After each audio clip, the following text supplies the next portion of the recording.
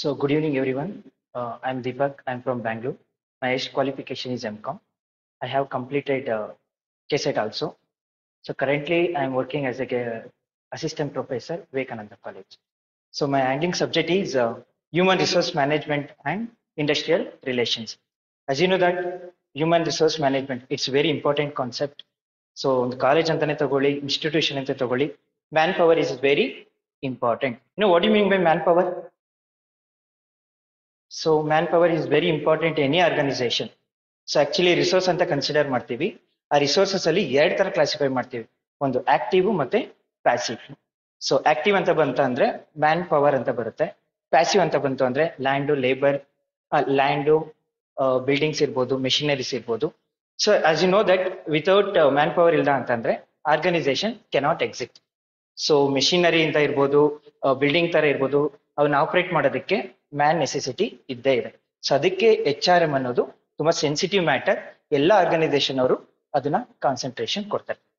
So man power is very important. ಅರ್ಥ ಆಗ್ತಿದೆಯಲ್ಲ concept? So man power ಅಂದ್ರೆ sensitive matter ಆಗಿರೋದ್ರಿಂದ organisation 2-3 ಸತಿ ಯೋಚನೆ ಮಾಡ್ತಾರೆ. ಸೊ ರೈಟ್ ಕ್ಯಾಂಡಿಡೇಟ್ ಬೇಕು. ಸೊ ಒಂದು 50,000 ಅವ್ರಿಗೆ ಸ್ಯಾಲರಿ ಕೊಡ್ತಾ ಇದಾರೆ ಅಂತಂದ್ರೆ ಅವ್ರ ಕಡೆ ಏನ್ ಎಕ್ಸ್ಪೆಕ್ಟ್ ಮಾಡ್ಬೋದು ಅಂತಂದ್ರೆ, ಸೊ ಸ್ಕಿಲ್ಸ್, ನಾಲೆಡ್ಜ್, ಅವ್ರ ಯಾವ ರೀತಿ ಬಿಹೇವಿಯರ್ ಇರುತ್ತೆ ಅವೆಲ್ಲಾನು ಕೌಂಟ್ ಆಗುತ್ತೆ. So and more over company ಅವ್ರಿಗೂ ಆರ್ಗನೈಸೇಷನ್ ಅವ್ರಿಗೂ ಹ್ಯಾಂಡಲ್ ಮಾಡೋದು ತುಂಬಾನೇ ಕಷ್ಟ ಆಗ್ಬೋದು. And it's very complicated process. ಯಾರು ಇನ್ಫ್ಲೂಯೆನ್ಸ್ ಇಂದ ಬಂದಿರ್ತಾರೆ ಅವ್ರನ್ನ ಹ್ಯಾಂಡಲ್ ಮಾಡೋದು ಇನ್ನೂ ಕಷ್ಟ ಆಗ್ಬೋದು. ಸೊ ಅದಕ್ಕೆ ಎಲ್ಲ ಕಂಪ್ನಿಯವ್ರು ಏನ್ ಮಾಡ್ತಾರೆ ಅಂದ್ರೆ ಮ್ಯಾನ್ ಪವರ್ಗೆ ಅಂತಾನೆ ಒಂದು HR ಪಾಲಿಸಿ ಮಾಡಿ ಅವ್ರನ್ನ ಹೈರಿಂಗ್ ಮಾಡ್ಕೊಂತಾರೆ. So that is called recruitment and selection. So ಈಗ ಒಂದು ನೋಟಿಫಿಕೇಶನ್ ಏನೇ ಬಿಡ್ಬೋದು KPSC ಎಲ್ಲ, ಸೊ ಅವ್ರ ಫೋಕಸ್ ಬಂದು HR ಪಾಲಿಸಿ ಅಂಡರ್ ಅಲ್ಲೇ ಬರುತ್ತೆ. ಸೊ ಏಜೆನ್ಸಿ ಆಗ್ಬೋದು. So what is a recruitment? As you know that recruitment ಅಂದ್ರೆ ಏನ್ ಹೇಳಿ? So it's a searching for prospective employee, stimulating them to apply. ಒಂದು ರೈಟ್ ಕ್ಯಾಂಡಿಡೇಟ್ ನ ರೈಟ್ ಟೈಮ್ ಅಲ್ಲಿ ಅಪ್ಲೈ ಮಾಡೋದು ಒಂದು ಇನ್ಸ್ಟಿಟ್ಯೂಷನ್ ರೆಸ್ಪಾನ್ಸಿಬಿಲಿಟಿ ಆಗಿರುತ್ತೆ. ಅದಕ್ಕೆ ಅವ್ರ ಕ್ವಾಲಿಫಿಕೇಶನ್, ಅವ್ರದ್ದು ಏನು ಏಜ್ ಅವೆಲ್ಲ ಫಿಕ್ಸ್ ಮಾಡಿ ಹೈರಿಂಗ್ ಮಾಡ್ಕೋತಾರೆ. So that is very important concept. HRM ಅನ್ನೋದು ನಿಮ್ಗೆ ಪ್ರಾಬಬ್ಲಿ ಮೇನ್ಸ್ ಅಲ್ಲೂ ಇದೆ. ಸೊ ಪ್ರಿಲಿಮ್ಸ್ ಅಲ್ಲಿ ಹಾರ್ಡ್ಲಿ ನಿಮ್ಗೊಂದು 5 to 10 ಕ್ವಶನ್ಸ್ ಕೇಳ್ಬೋದು. ಕಂಪಲ್ಸರಿ ಎಲ್ಲ ಡೈರೆಕ್ಟ್ ಆಗಿ ಕ್ವಶನ್ಸ್ ಕೇಳ್ತಾನೆ. So what is the special characteristics of HRM? Anybody helps? What you meaning by HRM policy? ಏನ್ ಕ್ಯಾರೆಕ್ಟರಿಸ್ಟಿಕ್ಸ್ ಇದೆ HRM ಅನ್ನೋದು? ಸೊ ಸಿಂಪಲ್ ಟರ್ಮ್ಸ್ ಹೇಳೋದಂದ್ರೆ ನೀವು ಒಂದು ಜನರಲ್ ಆಗಿ ತಿಳ್ಕೊಳ್ಳಿ. HRM is nothing but managing of people at working place. So people ನ ಯಾವ ರೀತಿ ಆಪರೇಟ್ ಮಾಡ್ತಾರೆ ಅದ್ರ ಮೇಲೆ ಒಂದು ಕಂಪ್ನಿಯವರು ಡಿಸಿಷನ್ ತಗೋತಾರೆ. ಸೊ ಅದು and very difficult process also. So may be ನಿಮ್ಗೆ ಡೈರೆಕ್ಟ್ ಆಗಿ ಕ್ವಶನ್ ಕೇಳ್ಬೋದು, what are the special characteristics of HR management? So all of the above ಅಂತಾನೆ ಇರುತ್ತೆ. So it's a concern for people ಅಂತ ಇರ್ಬೋದು, ಮ್ಯಾನೇಜ್ಮೆಂಟ್ಗೆ ಹೆಂಗ್ ಫೋಕಸ್ ಮಾಡುತ್ತೆ ಅನ್ಬೋದು, to achieve the common goals and all of the above. So usually all of the above ಇರುತ್ತೆ. And what are the importance of HRM? So ಒಂದು ಎಂಪ್ಲಾಯ್ನ retention ಮಾಡ್ಕೊಳ್ಳೋದು ತುಂಬಾನೇ ಇಂಪಾರ್ಟೆಂಟ್. ಯಾಕಂದ್ರೆ ಎಂಪ್ಲಾಯ್ಸ್ಗೆ ಅವರು ಇಷ್ಟು ಅಂತ ಖರ್ಚು ಮಾಡಿರ್ತಾರೆ. ಆ retention is also very important. HRM policy ನಿಮ್ಗೆ ಏನಂತ ಹೇಳುತ್ತೆ ಅಂದ್ರೆ ಯಾವ ರೀತಿ ರಿಟೈನ್ ಮಾಡ್ಕೋಬೇಕು, ಅವ್ರು ಯಾವ ರೀತಿ ಪರ್ಫಾರ್ಮೆನ್ಸ್ ಕೊಡ್ತಾರೆ, ಹೈರಿಂಗ್ ಯಾವ ತರ ಮಾಡ್ಕೋಬೇಕು, ಅದೆಲ್ಲ ಕಂಪ್ಲೀಟ್ ಆಗಿ ಇನ್ಫಾರ್ಮೇಶನ್ ಅವರು ಪ್ರೊವೈಡ್ ಮಾಡ್ತಾರೆ. ಸೊ ಅದಕ್ಕೋಸ್ಕರ ಆದ್ರೂ ನಾವು HRM ಪಾಲಿಸಿನ ಎಲ್ಲಾ ಕಂಪ್ನಿಯವರು ಸ್ಟ್ಯಾಂಡರ್ಡ್ ಆಗಿ ಎಫೆಕ್ಟಿವ್ ಆಗಿ ರಿಸೋರ್ಸ್ ನ ಯುಟಿಲೈಸ್ ಮಾಡ್ಕೋತಾರೆ. ಎಷ್ಟೋ ಕಂಪ್ನಿಗಳಿಗೆ HR ನ ಹೆಂಗ್ ಯುಟಿಲೈಸ್ ಮಾಡ್ಕೋಬೇಕು ಅನ್ನೋದೇ ಗೊತ್ತಿರೋದಿಲ್ಲ. ಅದಕ್ಕೆ ಆರ್ಗನೈಸೇಷನ್ ಒಂದು ಇಂಡಸ್ಟ್ರಿ ಅಂತ ಒಂದು ಗ್ರೂಪ್ ಮಾಡ್ಕೊಂಡು ಎಲ್ಲಾ ಕಂಪ್ನಿಯವ್ರಿಗೂ ಒಂದು ಪ್ರಾಪರ್ ಗೈಡ್ಲೈನ್ಸ್ ಕಳಿಸ್ತಾರೆ. ಸೊ ಈ ತರ ಪಾಲಿಸಿಗಳನ್ನ ಈಗ ನಿಮ್ಗೆ ಇನ್ನೂ ಸಿಂಪಲ್ ಆಗಿ ಎಕ್ಸಾಂಪಲ್ ಕೊಡೋದಾದ್ರೆ, ಗೌರ್ಮೆಂಟೇ ಒಂದು ಎಸ್ಟಾಬ್ಲಿಷ್ ಮಾಡಿದೆ ಮಿನಿಮಮ್ ವೇಜ್ ಸ್ಯಾಲರಿ. ನೀವು ಏನೇ ಹೈರಿಂಗ್ ಮಾಡ್ಕೊಂಡ್ರೆ ಎಂಪ್ಲಾಯ್ಸ್ ನ ಸ್ಟಾರ್ಟಿಂಗ್ ನೀವು ಇಷ್ಟು ಪ್ರೈಸ್ ಕೊಡ್ಲೇಬೇಕು ಅಂತಾನೆ ಅವರು ಹೈರಿಂಗ್ ಮಾಡ್ಕೋತಾರೆ. ಇವೆಲ್ಲ ಒಂದು ಮ್ಯಾಟರ್ ಆಗುತ್ತೆ. So probably what are the special significance of HRM ಅಂತ ಕೇಳಿದಾಗ ಇಷ್ಟು ಪಾಯಿಂಟ್ಸ್ ನಿಮ್ಗೆ ಕೇಳ್ಬೋದು. ನನ್ಗನ್ಸಿದ ಪ್ರಕಾರ ಈ HRM ಪಾಲಿಸಿಯಲ್ಲಿ, HRM ಮ್ಯಾನೇಜ್ಮೆಂಟ್ ಅಲ್ಲಿ ಅವನು ಡೈರೆಕ್ಟ್ ಕ್ವಶನ್ಸ್ ಗಳೇ ಕೇಳ್ತಾನೆ. ಸೊ ಅಲ್ಲಿ ಕ್ಯಾರೆಕ್ಟರಿಸ್ಟಿಕ್ಸ್ ಇಂಪಾರ್ಟೆನ್ಸ್ ಕೇಳಿರೋದ್ರಿಂದ, so what are the special characteristics ಇರ್ಬೋದು, ಇಲ್ಲ what are the advantages of HRM ನೀವು ಫೋಕಸ್ ಮಾಡಿದ್ರೆ ಸಾಕು. ಸೊ ಸಿಂಪಲ್ ಆಗಿ ಹೇಳ್ಬೋದು, it's a concern with people, it deals with the management, it deals with the people. So efficiency ಯಾವ ರೀತಿ operate ಮಾಡಬಹುದು, ರಿಟೆನ್ಷನ್ ಆಫ್ ಎಂಪ್ಲಾಯ್ ಮಾಡ್ಕೋಬೇಕು ಅಂತಂದ್ರೆ ಯಾವ ರೀತಿ ಮೆಥಡ್ ನ ಫಾಲೋ ಮಾಡಬೇಕು. ಸೊ ಇವೆಲ್ಲ ಮ್ಯಾಟರ್ ಆಗುತ್ತೆ. That is called. ಸೊ ನಿಮ್ಗೆ HRM ಪಾಲಿಸಿ ಅಂತ ಬಂದಾಗ characteristics and significance of human resources. So resources is we classified into 2 types, active and passive. So passive ಅಂತಂದ್ರೆ ಗೊತ್ತಿದೆಲ್ಲ, ಈಗ ಒಂದು ಚೇರ್ ಹೇಗೆ ಆಪರೇಟ್ ಮಾಡ್ಬೇಕು ಅಂತಂದ್ರೆ ಯಾರೋ ಒಬ್ರು ಮ್ಯಾನ್ ನೆಸೆಸಿಟಿ ಬೇಕೇ ಬೇಕು. ಅದಕ್ಕೋಸ್ಕರ ಎಲ್ಲಾ ಕಂಪ್ನಿಯವರು ಎಂಪ್ಲಾಯೀಸ್ ನ ಫೋಕಸ್ ಮಾಡ್ತಾರೆ. Employees is nothing but people. So ಒಂದು ಸ್ಟ್ರಾಟಜಿಕ್ ಪ್ಲಾನಿಂಗ್ ನ ಯೂಸ್ ಮಾಡ್ಕೊಂಡು ನಿನ್ನನ್ನ ಯಾವ ರೀತಿ ಆಪರೇಟ್ ಮಾಡ್ಬೋದು, ನಿನ್ನನ್ನ ಯಾವ ರೀತಿ ಯುಟಿಲೈಸ್ ಮಾಡ್ಕೊಬಹುದು, ಅದ್ರ ಮೇಲೆ HRM ಅವರು ಫೋಕಸ್ ಮಾಡ್ತಾರೆ. ಸೊ ಅದು ಬಿಟ್ರೆ ನಿಮ್ಗೆ ಪರ್ಸನಲ್ ಪಾಲಿಸಿ ಹೇಳಿದ್ನಲ್ಲ, HRM ಪಾಲಿಸಿ ಅಂತ ಹೇಳ್ತೀವಿ. ಎಲ್ಲಾ ಕಂಪ್ನಿಯವ್ರಿಗೂ ಒಂದು ಸ್ಟ್ಯಾಂಡರ್ಡ್ ಗೈಡ್ಲೈನ್ಸ್ ಕಳಿಸ್ತಾರೆ. ಸೊ ಗೌರ್ಮೆಂಟ್ ಇಂದನೂ ಇನ್ಸ್ಟ್ರಕ್ಷನ್ ಕೊಟ್ಟಿರ್ತಾರೆ ಅಂಡ್ ಎಲ್ಲಾ ಆರ್ಗನೈಸೇಷನ್ ಒಂದು ಕಾಮನ್ ಆಗಿ ಒಂದು ಗೋಲ್ಸ್ ನ ಫಿಕ್ಸ್ ಮಾಡ್ತಾರೆ. ಇಷ್ಟು ಎಂಪ್ಲಾಯ್ಗೆ ನೀವು ಇಷ್ಟು ಸ್ಯಾಲ್ರಿ ಕೊಡ್ಬೇಕು. ಸೊ ಯಾರಿಗೂ ಡಿಸ್ಪ್ಯೂಟ್ ಮಾಡ್ಬೋದು. ನಿಮ್ಗೆಲ್ಲ ನೋಡಿದೆಲ್ಲ ಮನಸ್ತಪ್ಪಗಳಾಗ್ತಾ ಇರುತ್ತೆ ಎಂಪ್ಲಾಯೀಸ್ ಗಳ ಮಧ್ಯೆ. ಸೊ ಟ್ರೇಡ್ ಯೂನಿಯನ್ಸ್ ಅಂತ ಇನ್ವಾಲ್ವ್ಮೆಂಟ್ ಆಗ್ತಾರೆ. ಟ್ರೇಡ್ ಯೂನಿಯನ್ಸ್ ನಾವು ವಿಶ್ವಾಸಕ್ಕೆ ತಗೋಬೇಕಾಗುತ್ತೆ. ಸೊ ನಿಮ್ಗೆ ಇನ್ನೂ ನೋಡಿರ್ಬೋದು, ಮೇನ್ ಇಶ್ಯೂಸ್ ಆಗೋದು ಡಿಸ್ಪ್ಯೂಟ್ ಅಲ್ಲಿ ಏನಂತಂದ್ರೆ it's a relation between employer and employee. ಅವ್ರಿಬ್ರು ಮಧ್ಯೆ ಏನಾದ್ರೂ ಒಂದು ಮನಸ್ತಾಪ ಬಂತು ಅಂದ್ರೆ ಅದಕ್ಕೆ ಟ್ರೇಡ್ ಯೂನಿಯನ್ಸ್ ಅಂತ ಇರುತ್ತೆ. ಸೊ ನೀವು ಡೈರೆಕ್ಟ್ ಆಗಿ ಕೋರ್ಟ್ಗೆ ಹೋಗಕ್ಕಾಗಲ್ಲ. ಟ್ರೇಡ್ ಯೂನಿಯನ್ಸ್ ಇಂದ ಫಸ್ಟ್ ನೀವು ಸಮಸ್ಯೆಗಳನ್ನ ಬಗೆಹರಿಸ್ಕೋತೀರಾ. So may be trade unions ಯಾವಾಗ ಎಂಟರ್ ಆಗ್ತಾರೆ ಅಂತಂದ್ರೆ ಪ್ರಾಬಬ್ಲಿ ಸ್ಯಾಲ್ರಿ ಮ್ಯಾಟರ್. ಸೊ ಎಲ್ಲ ಎಂಪ್ಲಾಯೀಸ್ ಗಳು ಏನ್ ಫೋಕಸ್ ಮಾಡ್ತಾರೆ ಅಂತಂದ್ರೆ, ನಂಗೆ ಸರಿಯಾಗಿ ವರ್ಕ್ ಅಲ್ಲಿ ಎನ್ವಿರಾನ್ಮೆಂಟ್ ಸರಿ ಇಲ್ಲ, ಇನ್ಫ್ರಾಸ್ಟ್ರಕ್ಚರ್ ಫೆಸಿಲಿಟೀಸ್ ಇಲ್ಲ, ನನಗೆ ಇಲ್ಲಿ ಸರಿಯಾಗಿ ನೋಡ್ಕೊಂತಾ ಇಲ್ಲ, ಅವ್ರು ನನ್ನ ಮೇಲೆ ಬೇರೆ ತರನೇ ಅಪರಾಧನೆ ಮಾಡ್ತಾ ಇದಾರೆ. ಇವೆಲ್ಲ ಇದ್ದಾಗ ಟ್ರೇಡ್ ಯೂನಿಯನ್ಸ್ ಎಂಟರ್ ಆಗ್ತಾರೆ. ನಂಬರ್ ಆಫ್ ಎಂಟರ್ಸ್ ಇದೆ. ಈಗ ನೋಡಿರಂಗೆ ಈಗ ಸ್ಯಾಲ್ರಿ ಇಶ್ಯೂಸ್ ಇದ್ದಾಗ ಆ ಟ್ರೇಡ್ ಯೂನಿಯನ್ಸ್ ನಮ್ಮ ರೆಪ್ರೆಸೆಂಟೇಟಿವ್ ಆಗಿ ಆಪರೇಟ್ ಮಾಡ್ತಾರೆ. ಇದು ಸಹ HRM ಅಲ್ಲಿ ಕ್ಲಿಯರ್ ಆಗಿ ಇನ್ಫಾರ್ಮೇಶನ್ ಕೊಡ್ತಾನೆ. ಸೊ ಅಂಡ್ ಮೋರ್ ಓವರ್ ಅದೇ ಹೇಳಿದ್ನಲ್ಲ, ಇಟ್ಸ್ ಸೆನ್ಸಿಟಿವ್ ಮ್ಯಾಟರ್ ಆಗಿರೋದ್ರಿಂದ ಪ್ರಾಪರ್ ಆಗಿ ಅವ್ರಿಗೆ ಡಿಸಿಷನ್ ತಗೊಂಡಿಲ್ಲ ಅಂದ್ರೂ ಪ್ಲಾನಿಂಗು ಆರ್ಗನೈಸಿಂಗ್ ಇಂದ ಮುಖಾಂತರ ಇನ್ಫಾರ್ಮೇಶನ್ ತಗೋತಾರೆ. ಬಟ್ ಬೇಸಿಕ್ ಇಂಟ್ರೊಡಕ್ಷನ್ ಗೊತ್ತಾಯ್ತಲ್ಲ. HRM ಅಂದ್ರೆ is nothing but managing of people at work place. So work place ಅಲ್ಲಿ ಎಲ್ಲರೂ ಒಂದೇ ತರ ಇರೋದಿಲ್ಲ. ಅವರ ಮನಸ್ಥಿತಿಗಳು ವಿಭಿನ್ನವಾಗಿರ್ತವೆ, ಡಿಫ್ರೆಂಟ್ ಅಸಂಪ್ಷನ್ ಇರ್ತವೆ. ಅವ್ರನ್ನೆಲ್ಲ ಒಂದು ಕಾಮನ್ ಅಚೀವ್ ಗೋಲ್ಸ್ ಮಾಡೋದು ಒಂದು ಸ್ಟ್ಯಾಂಡರ್ಡ್ ಮುಖಾಂತರ ಅವ್ರನ್ನ ಒಟ್ಟಿಗೆ ನಾವು ನೋಡ್ಬೋದು. ಒಂದು ಟೀಮ್ ಸ್ಪಿರಿಟ್ ಆಗಿ ಎನ್ಕ್ಯಾಶ್ ಮಾಡ್ಕೋಬಹುದು. Yes or no? ಈಗ ಎಲ್ಲರೂ ನಾನ್ ಬೇರೆ ಡಿಫ್ರೆಂಟ್ ಇಂದ ಬಂದಿದ್ದೀನಿ ಅಂದ್ರೂ ಕಂಪ್ನಿಯಿಂದ ಬಂದಾಗ ಎಲ್ಲರೂ ಕಾಮನ್ ಗೋಲ್ಸ್ಗೆ ಅಚೀವ್ ಮಾಡ್ಬೇಕಾಗುತ್ತೆ. ಸೊ ಅದ್ರ ಜೊತೆಗೆ ನಿಮ್ಗೆ ಕೇಳಿದ್ರೆ HRM functions probably we have classified into 3 functions. Manager function ಅಂತ ಇದೆ, ಆಪರೇಟಿಂಗ್ ಫಂಕ್ಷನ್ ಅಂತ ಇದೆ, ಅಡ್ವೈಸರಿ ಫಂಕ್ಷನ್ ಅಂತ ಇದೆ. ಸೊ ಇದ್ರಲ್ಲಿ ನಿಮ್ಗೆ ಡೆಫಿನೆಟ್ಲಿ ಒಂದು ಕ್ವಶನ್ಸ್ ಕೇಳ್ತಾನೆ, ಮ್ಯಾನೇಜರ್ ಫಂಕ್ಷನ್ಸ್ ಯಾವ್ದಿರ್ಬೋದು, ಆಪರೇಟಿಂಗ್ ಫಂಕ್ಷನ್ಸ್ ಯಾವ್ದಿರ್ಬೋದು, ಅಡ್ವೈಸರಿ ಫಂಕ್ಷನ್ಸ್ ಯಾವ್ದಿರ್ಬೋದು ಅಂತ. ಸಿಂಪಲ್ ಮ್ಯಾನೇಜಿಂಗ್ ಫಂಕ್ಷನ್ ಅಂತ ಬಂದ್ರೆ we classified into 4: planning, organising, directing and staffing. What is a planning according to you? ನಿಮ್ ಪ್ರಕಾರ ಪ್ಲಾನಿಂಗ್ ಏನಂತ ಇರ್ಬೋದು? Course of action, thinking in advance. So planning is very important. ಈಗ ಯಾವುದೋ ಒಂದು ನೋಟಿಫಿಕೇಶನ್ ಇಶ್ಯೂ ಮಾಡ್ತಾ ಇದ್ದಾರೆ ಯಾವುದೋ ಒಂದು ಕಂಪ್ನಿ ಅಂತ ಅಂದ್ರೂ ಪ್ಲಾನಿಂಗ್ ಮಾಡ್ಕೊಂಡೆ ಅವರು ನೋಟಿಫಿಕೇಶನ್ ಇಶ್ಯೂ ಮಾಡ್ತಾರೆ. ಯಾರನ್ನ ಹೈರಿಂಗ್ ಮಾಡ್ಕೋಬೇಕು, ಸೊ ಅವ್ರದ್ದು ಕ್ವಾಲಿಫಿಕೇಶನ್ ಏನು, ಏಜ್ ಏನು, ಅವ್ರದ್ದು ಯಾವ ತರ ಬಿಹೇವಿಯರ್ ಯಾವ ತರ ಇರಬೇಕು, ಅವೆಲ್ಲ planning. So planning is very important. ಏನೇ ಒಂದು ಕಂಪ್ನಿ ಮಾಡಿದ್ರು ಪ್ಲಾನಿಂಗ್ ನ ಸ್ಟ್ಯಾಂಡರ್ಡ್ ಆಗಿ ಯುಟಿಲೈಸ್ ಮಾಡ್ಕೋತಾರೆ. ಇದು ಒಂದ್ ಕೈಂಡ್ ಆಫ್ ಹಾರ್ಟ್ ಅಂತಾನೆ ಹೇಳ್ಬೋದು. ಯಾವುದೇ ಒಂದು ಕಂಪ್ನಿ ಬಿಸ್ನೆಸ್ ರನ್ ಮಾಡಿದ್ರು ಎಂಪ್ಲಾಯೀಸ್ ನ ಹೈರಿಂಗ್ ಮಾಡ್ಕೋಬೇಕು ಅಂದ್ರೂ ಪ್ಲಾನಿಂಗ್ ತುಂಬಾನೇ ಇಂಪಾರ್ಟೆಂಟ್ ಆಗುತ್ತೆ. Yes, it is also one kind part of management also. So management ಏನ್ ಹೇಳುತ್ತೆ ಅಂದ್ರೆ ಗೆಟಿಂಗ್ ಥಿಂಗ್ಸ್, ಒಂದು ಪ್ರಾಪರ್ ಸಜೆಷನ್ ಕೊಡ್ತಾರೆ, ಅದನ್ನ ನಾವು HRM ಅಲ್ಲೂ ಅದನ್ನ ಅಡಾಪ್ಟ್ ಮಾಡ್ಕೋತೀವಿ. ಸೊ ನೆಸೆಸಿಟಿ ಇದೆ ಅಲ್ವಾ? ಎಂಪ್ಲಾಯಿನ ನಾವು ಹೈರಿಂಗ್ ಮಾಡ್ಕೋತಿದೀವಿ ಅಂತಂದ್ರೆ ಪ್ಲಾನಿಂಗ್ ಅಲ್ಲೇ ನಾವು ಹೈರಿಂಗ್ ಮಾಡ್ಕೋಬೇಕಾಗತ್ತೆ. ಸೊ ಯಾರೋ ಇಂಪ್ಲಿಮೆಂಟ್ಸ್ ಅಲ್ಲಿ ಬರ್ತಾನೆ ಅಂತ ಅಂದ್ರೂ ಸೊ ಕಂಪ್ನಿಗೆ ಅದು ಲಾಸ್ ಆಗೋ ಚಾನ್ಸಸ್ ಇರುತ್ತೆ. ಅದಕ್ಕೆ ಎಲ್ಲ ಕಂಪ್ನಿಯವರು ಪ್ಲಾನ್ ಮಾಡ್ಕೊಂಡೆ ಹೈರಿಂಗ್ ಮಾಡ್ಕೊಳ್ಳೋದು. So planning is very important. And staffing, no what you mean by staffing? So staffing ಅಲ್ಲಿ ಡಿಫ್ರೆಂಟ್ ಕ್ಯಾಟಗರೀಸ್ ಇದೆ, ಡಿಫ್ರೆಂಟ್ ಕ್ವಾಲಿಫಿಕೇಶನ್ ಇರುತ್ತೆ. ಆ ಜಾಬ್ಗೆ ಯಾರು ಸೂಟಬಲ್ ಆಗ್ತಾರೋ ಅದನ್ನ ಹೈಲೈಟ್ ಮಾಡೋದು. ಅಂಡ್ ಅದ್ರ ಬಂದು ಕಂಟ್ರೋಲಿಂಗ್. ಸೊ ಎಂಪ್ಲಾಯೀಸ್ ನಾವು ಆದಷ್ಟು ಮ್ಯಾನೇಜ್ಮೆಂಟ್ ಅವ್ರು ಏನ್ ಮಾಡ್ತಾರೆ, ಕಂಟ್ರೋಲ್ ತಗೊಳಕ್ಕೆ ಪ್ರಯತ್ನ ಪಡ್ತಾರೆ. ನೀನ್ ಬಂದಿದ್ದ ಕೆಲಸ ಏನಪ್ಪಾ ಅಂದ್ರೆ ಇಷ್ಟೇ ಮಾಡ್ಬೇಕು ಅಂತ ಒಂದು ಪ್ರಾಪರ್ ಗೈಡ್ಲೈನ್ಸ್ ಕೊಡ್ತಾರೆ. And coordinating. ಸೊ ನಾವ್ ಏನೇ ವರ್ಕ್ ಮಾಡ್ಬೇಕು ಅಂದ್ರೂ ಎಂಪ್ಲಾಯೀಸ್ ನ ಇಂಪಾರ್ಟೆನ್ಸ್ ಕೊಡ್ಲೇಬೇಕು. ಅವ್ರನ್ನ ಬಿಟ್ಟು ನಾವು ಏನೂ ಸಹ ಮಾಡಕ್ಕಾಗಲ್ಲ.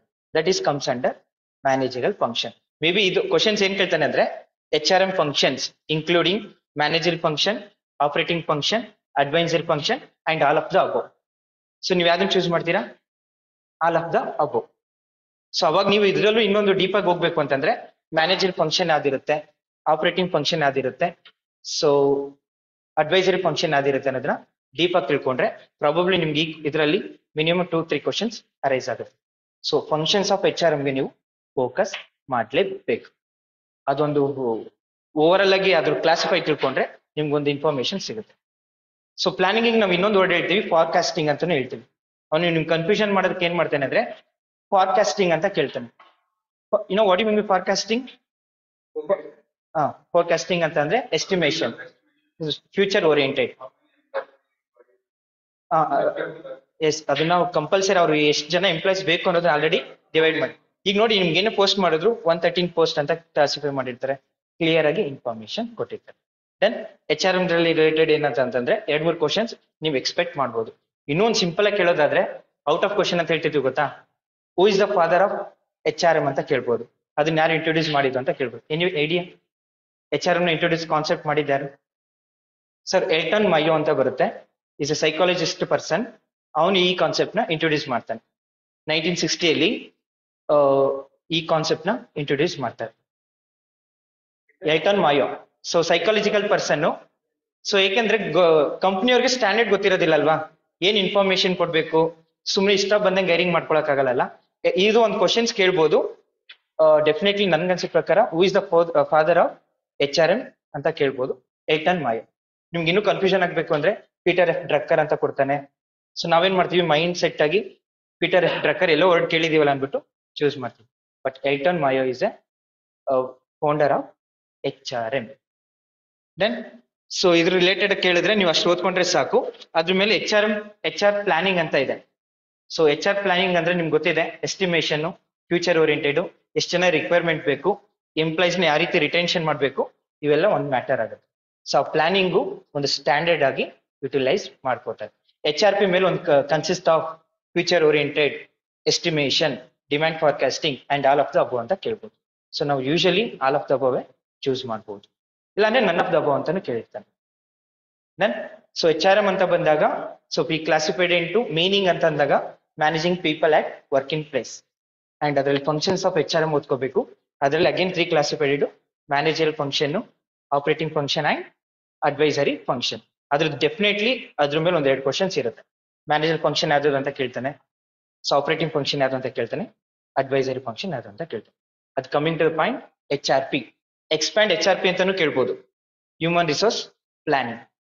ಸೊ ನಮ್ಗೆ ಮ್ಯಾನ್ ಪವರ್ ಅಂತಾನು ಕೇಳ್ತಾನೆ. Man power is also nothing but planning, managing the people. Then ಅದು ಬಿಟ್ರೆ ನಿಮ್ಗೆ ಇನ್ನೂ ತುಂಬಾ ಇಂಪಾರ್ಟೆಂಟ್ ಅಂದ್ರೆ recruitment. Are you heard about recruitment? So what you mean by recruitment? So right people getting ಒಂದು stimulating them to apply for the job. ಇದನ್ನ according to ನನ್ ಕೇಳೋ ಪ್ರಕಾರ ರೆಕ್ರೂಟ್ಮೆಂಟ್ ಯೂಶಲಿ ಮೀನಿಂಗ್ ಕೇಳ್ತಾನೆ. ಸೊ ಅದಕ್ಕೆ ಯಾರ್ ಫಾದರ್ ಇರ್ಬೋದು, ಹೂ ಇಸ್ ದ ಆಥರ್ ಅಂತ ಕೇಳ್ಬೋದು. ಎಡ್ವಿನ್ ಫ್ಲಿಪ್ಪೋ ಅನ್ನೋ person searching for prospective employee and stimulate them to apply ಅಂತ ಇದೆ. ಸೊ ಯೂಶಲಿ ಇದನ್ನ ಯಾರು ಹೇಳಿದ್ದು ಅಂತ ಕೇಳ್ಬೋದು. ಯಾಕೆಂದ್ರೆ ಗೂಗಲ್ ಅಲ್ಲಿ ನಮ್ಗೆ ಎಷ್ಟೋ ಆಥರ್ ಸಿಗ್ತಾರೆ, ಬಟ್ ಯೂಶಲಿ ಎಲ್ಲಾ ಟೆಕ್ಸ್ಟ್ ಬುಕ್ ಅಲ್ಲಿ ಈ ಅಕಾರ್ಡಿಂಗ್ ಟು ಫ್ಲಿಪ್ಪೋ ಅಂತ ಒಬ್ಬ ಪರ್ಸನ್ ಬರ್ತಾನೆ, ಯೂಶಲಿ ಅವನ್ ಕ್ವಶನ್ಸ್ ಕೇಳೋದು, ಯಾರು ಇದನ್ನ ಹೇಳಿದ್ದು ಅಂತ ಕೇಳ್ಬೋದು. ಓಕೆನಾ, ಅದ್ರ ಬಗ್ಗೆ ಒಂದು ಫೋಕಸ್ ಮಾಡಿ. ರೆಕ್ರೂಟ್ಮೆಂಟ್ ಅಂತ ಬಂದಾಗ ಸೊ ಮೆಥಡ್ಸ್ ಕೇಳ್ಬೋದು, ಇಲ್ಲ ಸೋರ್ಸಸ್ ಆಫ್ ರೆಕ್ರೂಟ್ಮೆಂಟ್. ನಾವ್ ಹೆಂಗ್ ರೆಕ್ರೂಟ್ಮೆಂಟ್ ಮಾಡ್ಕೋಬಹುದು? ಸೊ ಬೇಸಿಕಲಿ 2 ಸೋರ್ಸ್, ಒಂದು ಇಂಟರ್ನಲ್ ಸೋರ್ಸ್, ಇನ್ನೊಂದು ಎಕ್ಸ್ಟರ್ನಲ್ ಸೋರ್ಸ್. ಕೆಲವೊಂದು ಡಿಪಾರ್ಟ್ಮೆಂಟ್ ಎಕ್ಸಾಮ್ ನಡೆಸ್ತಾರೆ ಗೊತ್ತಾ, ಸೊ ಡಿಪಾರ್ಟ್ಮೆಂಟ್ ಎಕ್ಸಾಮ್ ನಡೆಸಿದಾಗ ಅದೆಲ್ಲ ಇಂಟರ್ನಲ್ ಸೋರ್ಸಸ್ ಆಗುತ್ತೆ. ಎಕ್ಸ್ಟರ್ನಲ್ ಅಂತ ಬಂದಾಗ advertisement, so news paper, magazine ಅಲ್ಲಿ ಇನ್ಫಾರ್ಮೇಶನ್ ಗಳನ್ನ ಕೊಡ್ತಾರೆ.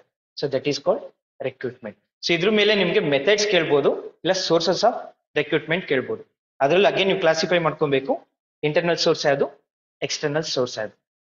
ಓಕೆ, ರೆಕ್ರೂಟ್ಮೆಂಟ್ ಇನ್ನೂ ಸಿಂಪಲ್ ಆಗಿ ಹೇಳ್ತೀನಿ, ಯಾರನ್ನೂ ತಗೊಳ್ಳೋದ್ಗಿಂತ ಪ್ರಮೋಷನ್ಸ್ ಮಾಡ್ತಾರೆ, ಇಲ್ಲ ಟ್ರಾನ್ಸ್ಫರ್ ಮಾಡ್ತಾರೆ. ಇನ್ನು what you mean by transfer? Transfer ಅಂದ್ರೆ ಏನ್ ಹೇಳಿ, ಒಂದ್ ಪ್ಲೇಸ್ ಇಂದ ಇನ್ನೊಂದ್ ಪ್ಲೇಸ್ಗೆ ಆ ಪರ್ಸನ್ ಅನ್ನ ಮೂವ್ ಆನ್ ಮಾಡೋದು. ಪ್ರಮೋಷನ್ಸ್ ಅಂತಂದ್ರೆ ಯಾರೋ ಆ ಜಾಬ್ಗೆ ಬೇರೆಯವ್ರನ್ನ ತಗೊಳ್ಳೋದ್ಗಿಂತ ವಿತ್ ಹೈ ಸ್ಯಾಲರಿಲಿ ಅವ್ರನ್ನ ಪ್ರಮೋಟ್ ಮಾಡ್ತಾರೆ. ಇವೆಲ್ಲ ಒಂದು ಕಂಪ್ನಿದು techniques and tools. So recruit ಮಾಡ್ಕೋಬೇಕು ಅಂದ್ರೂ ಒಂದು ಟೆಕ್ನಿಕ್ಸ್ ನ, ಟೂಲ್ಸ್ ನ ಯೂಸ್ ಮಾಡ್ಕೊಂಡು ರೆಕ್ರೂಟ್ಮೆಂಟ್ ಮಾಡ್ಕೋತಾರೆ. ಬಿಕಾಸ್ ಕಂಪ್ನಿಯವ್ರಿಗೆ ಅದು ಲಾಸ್ ಆಗ್ಬಾರ್ದು ಅನ್ನೋ ಉದ್ದೇಶದಿಂದ ರೆಕ್ರೂಟ್ಮೆಂಟ್ ಸ್ವಲ್ಪ ಸೆನ್ಸಿಟಿವ್ ಮ್ಯಾಟರ್ ಆಗಿ ಆಪರೇಟ್ ಮಾಡ್ತಾರೆ. So done. So recruitment is very important. ಅದ್ರಲ್ಲಿ ನೀವು ತುಂಬಾ ಫೋಕಸ್ ಮಾಡಬೇಕಾಗಿರೋದು sources of recruitment. We classified into 2 types, internal source and external source. ಇನ್ನೂ ಸಿಂಪಲ್ ಆಗಿ ಹೇಳ್ತೀನಿ ನೋಡಿ, ಈಗ ಕಾಲೇಜ್ಗಳಲ್ಲಿ ರೀಸೆಂಟ್ ಆಗಿ ನಿನ್ನೆ ಎಲ್ಲ ಗೌರ್ಮೆಂಟ್ ಒಂದು ಪ್ರೋಗ್ರಾಮ್ ಕಂಡಕ್ಟ್ ಮಾಡಿದ್ರು, ಜಾಬ್ ಮೇಳ ಅಂತ ಕಂಡಕ್ಟ್ ಮಾಡಿದ್ರು. ಅವೆಲ್ಲ ಎಕ್ಸ್ಟರ್ನಲ್ ಸೋರ್ಸಸ್. ಅಡ್ವರ್ಟೈಸ್ಮೆಂಟ್ ಅಲ್ಲಿ ಪ್ರಮೋಷನ್ಸ್ ಮಾಡ್ತಾರೆ. ಸೊ ಇವೆಲ್ಲ ಒನ್ ಕೈಂಡ್ ಎಕ್ಸಾಂಪಲ್ಸ್. ಇನ್ನು ಸಿಂಪಲ್ ಆಗಿ ಹೇಳಿದ್ರೆ ಕಾಲೇಜ್ ಕ್ಯಾಂಪಸ್ ಅಲ್ಲೇ ಹೈರಿಂಗ್ ಮಾಡ್ಕೊಂತಾರೆ. ಕ್ಯಾಂಪಸ್ ಅದೇ ಇಂಟರ್ನಲ್ ಅಲ್ಲಿ ಫೋಕಸ್ ಮಾಡ್ಬೋದು. ಅಂದ್ರೆ ನಿಮಗೆ ಯಾವ್ದಾದ್ರು ಒಂದು ಎಕ್ಸಾಂಪಲ್ ಕೇಳ್ತಾನೆ, ಸೊ ಇದಕ್ಕೆ ಯಾವ್ದಕ್ಕೆ ಇಂಟರ್ನಲ್ ಬರುತ್ತಾ ಇಲ್ಲ ಎಕ್ಸ್ಟರ್ನಲ್ ಬರುತ್ತಾ. ಅಡ್ವರ್ಟೈಸ್ಮೆಂಟ್ ಈಸ್ ಎಕ್ಸ್ಟರ್ನಲ್ ಅಂತ ನಮ್ಗೆ ಮೈಂಡ್ ಸೆಟ್ ಇರುತ್ತೆ. ಅವನು ಇಂಟರ್ನಲ್ ಅಂತಾನು ಕೇಳಿರ್ತಾನೆ, ಎಕ್ಸ್ಟರ್ನಲ್ ಅಂತಾನು ಕೇಳಿರ್ತಾನೆ. ಸೊ ನಮ್ಗೆ ಕ್ಲಿಯರ್ ಆಗಿ ಗೊತ್ತದು external. Magazine, news paper. So ಇನ್ನೂ ಒಂದು ಪ್ಲೇಸ್ಮೆಂಟ್ ಎಕ್ಸ್ಚೇಂಜ್ ಡಿಪಾರ್ಟ್ಮೆಂಟ್ ಇರುತ್ತೆ. ಅವೆಲ್ಲ ಒಂದ್ ಕೈಂಡ್ ಎಕ್ಸಾಂಪಲ್ಸ್ ಎಕ್ಸ್ಟರ್ನಲ್. ಈ ಕ್ವಶನ್ಸ್ ಕೇಳಿದಾನೆ, ನೆಕ್ಸ್ಟ್ ಸ್ಲೈಟ್ ಅಲ್ಲಿ ಯೂಶಲಿ ಕೇಳ್ತಾನೆ. ಇದರಲ್ಲೂ ನಾನು ನೋಡಿರಂಗೆ ಈ ಕ್ವಶನ್ಸ್ ಕಾಮನ್ ಆಗಿ ಜನರಲ್ ಆಗಿ ಅರೈಸ್ ಆಗ್ತಾನೆ ಇರುತ್ತೆ. ಡನ್. ನೆಕ್ಸ್ಟ್ ಬಂದ್ರೆ point to be noted, selection. No what you mean by selection? ಅದು ಒಂದೇ ಸೇಮ್ ಡಿಪಾರ್ಟ್ಮೆಂಟ್ ಆಗಿರೋ ಅದು ಇಂಟರ್ನಲ್ ಆಗಿ ಕನ್ಸಿಡರ್. ಅದರ್ ಡಿಪಾರ್ಟ್ಮೆಂಟ್ ಅಂದ್ರೆ ಅದರ್ ಸೇಮ್ ಆರ್ಗನೈಸೇಷನ್ ಅಲ್ಲಿ ಪ್ರೊಡಕ್ಷನ್ ಎಲ್ಲ ಒಂದೇ ಬರೋದ್ರಿಂದ ಇಂಟರ್ನಲ್ ಆಗುತ್ತೆ. ಎಸ್ ಸರ್ ಅಲ್ವಾ? ಈಗ BBA BCA ಒಂದು ಡಿಪಾರ್ಟ್ಮೆಂಟ್ ಇರುತ್ತೆ, ನಮ್ನ BCಗೆ ಟೀಚ್ ಮಾಡಿದ್ರೆ ಅದು ಇಂಟರ್ನಲ್ಲೇ ಆಗಿರುತ್ತೆ. KPC external. ಇನ್ನೊಂದು ಅದರಲ್ಲಿ ಗೇಟ್ ಕೀಪಿಂಗ್ ಅಂತ ಕೇಳ್ತಾನೆ. So gate keeping, heard about gate keeping. So ನಾವೇ ಖುದ್ದಾಗಿ ಹೋಗಿ ಒಂದು ಅಪ್ಲಿಕೇಶನ್ಸ್ ಕೊಡೋದು, ವಾಕ್ ಇನ್ ಇಂಟರ್ವ್ಯೂ. ಸೊ ಅವೆಲ್ಲ ನಾವೇ ಖುದ್ದಾಗಿ ಸರ್ ವೇಕೆನ್ಸಿ ಇದೆಯಾ ಅಂತ ಒಂದು ಜನರಲ್ ಹೋಗಿ ಕೇಳ್ತೀವಿ. ಅವೆಲ್ಲ ಒಂದ್ kind examples of recruitment. Then selection ಅಂತ ಬಂದ್ರೆ ಯೂಶಲಿ ಪ್ರೋಸೆಸ್ ಕೇಳ್ತಾನೆ. What are the process of selection? Selection ಗೊತ್ತಿದೆಯಲ್ಲ, ಫಸ್ಟ್ ಅದು ಲಾಸ್ಟ್ ಪ್ರೋಸೆಸ್ ಆಗುತ್ತೆ. ರೆಕ್ರೂಟ್ಮೆಂಟ್ ಆದ್ಮೇಲೆ ನೆಕ್ಸ್ಟ್ ಪ್ರೋಸೆಸ್ ಬಂದು ಸೆಲೆಕ್ಷನ್. ಅದನ್ನ ಸಾರ್ಟ್ ಔಟ್ ಮಾಡಿರ್ತಾರೆ.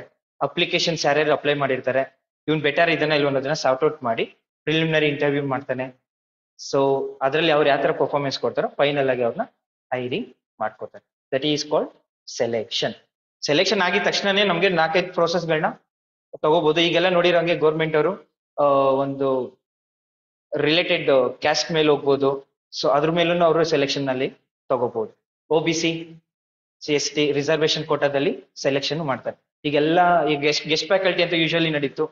ಸೊ ಅದನ್ನು as per government rules and ಪ್ರಕಾರ, ಸೊ ನೀವು ಹೈರಿಂಗ್ ಮಾಡ್ಕೋಬೇಕಂದ್ರೂ, ಸೆಲೆಕ್ಷನ್ ಮಾಡ್ಕೋಬೇಕಂದ್ರೂ ಮಹಿಳಾ ಕೋಟಾ, ಸೊ ಈ ತರದಲ್ಲಿ ನಾವು ಹೈರಿಂಗ್ ಮಾಡ್ಕೋತೀವಿ. ಸೊ ಅದು ಇಂಪಾರ್ಟೆಂಟ್. ಸೆಲೆಕ್ಷನ್ ಆಗ್ಬೇಕಂದ್ರೆ ಇನ್ನೊಂದು ಮೆಡಿಕಲ್ ಟೆಸ್ಟ್ ಇರುತ್ತೆ. ಸೊ ನಿಮ್ಮ ಅದ್ರಲ್ಲಿ ಏನಾದ್ರೂ ಡಿಫೆಕ್ಟ್ಸ್ ಇತ್ತು ಅಂತಂದ್ರೂ ಅವ್ರನ್ನ ಅಲ್ಲೇ ಇಮಿಡಿಯೇಟ್ ಆಗಿ ಕೆಲಸದಿಂದ ತೆಗಿಬಹುದು.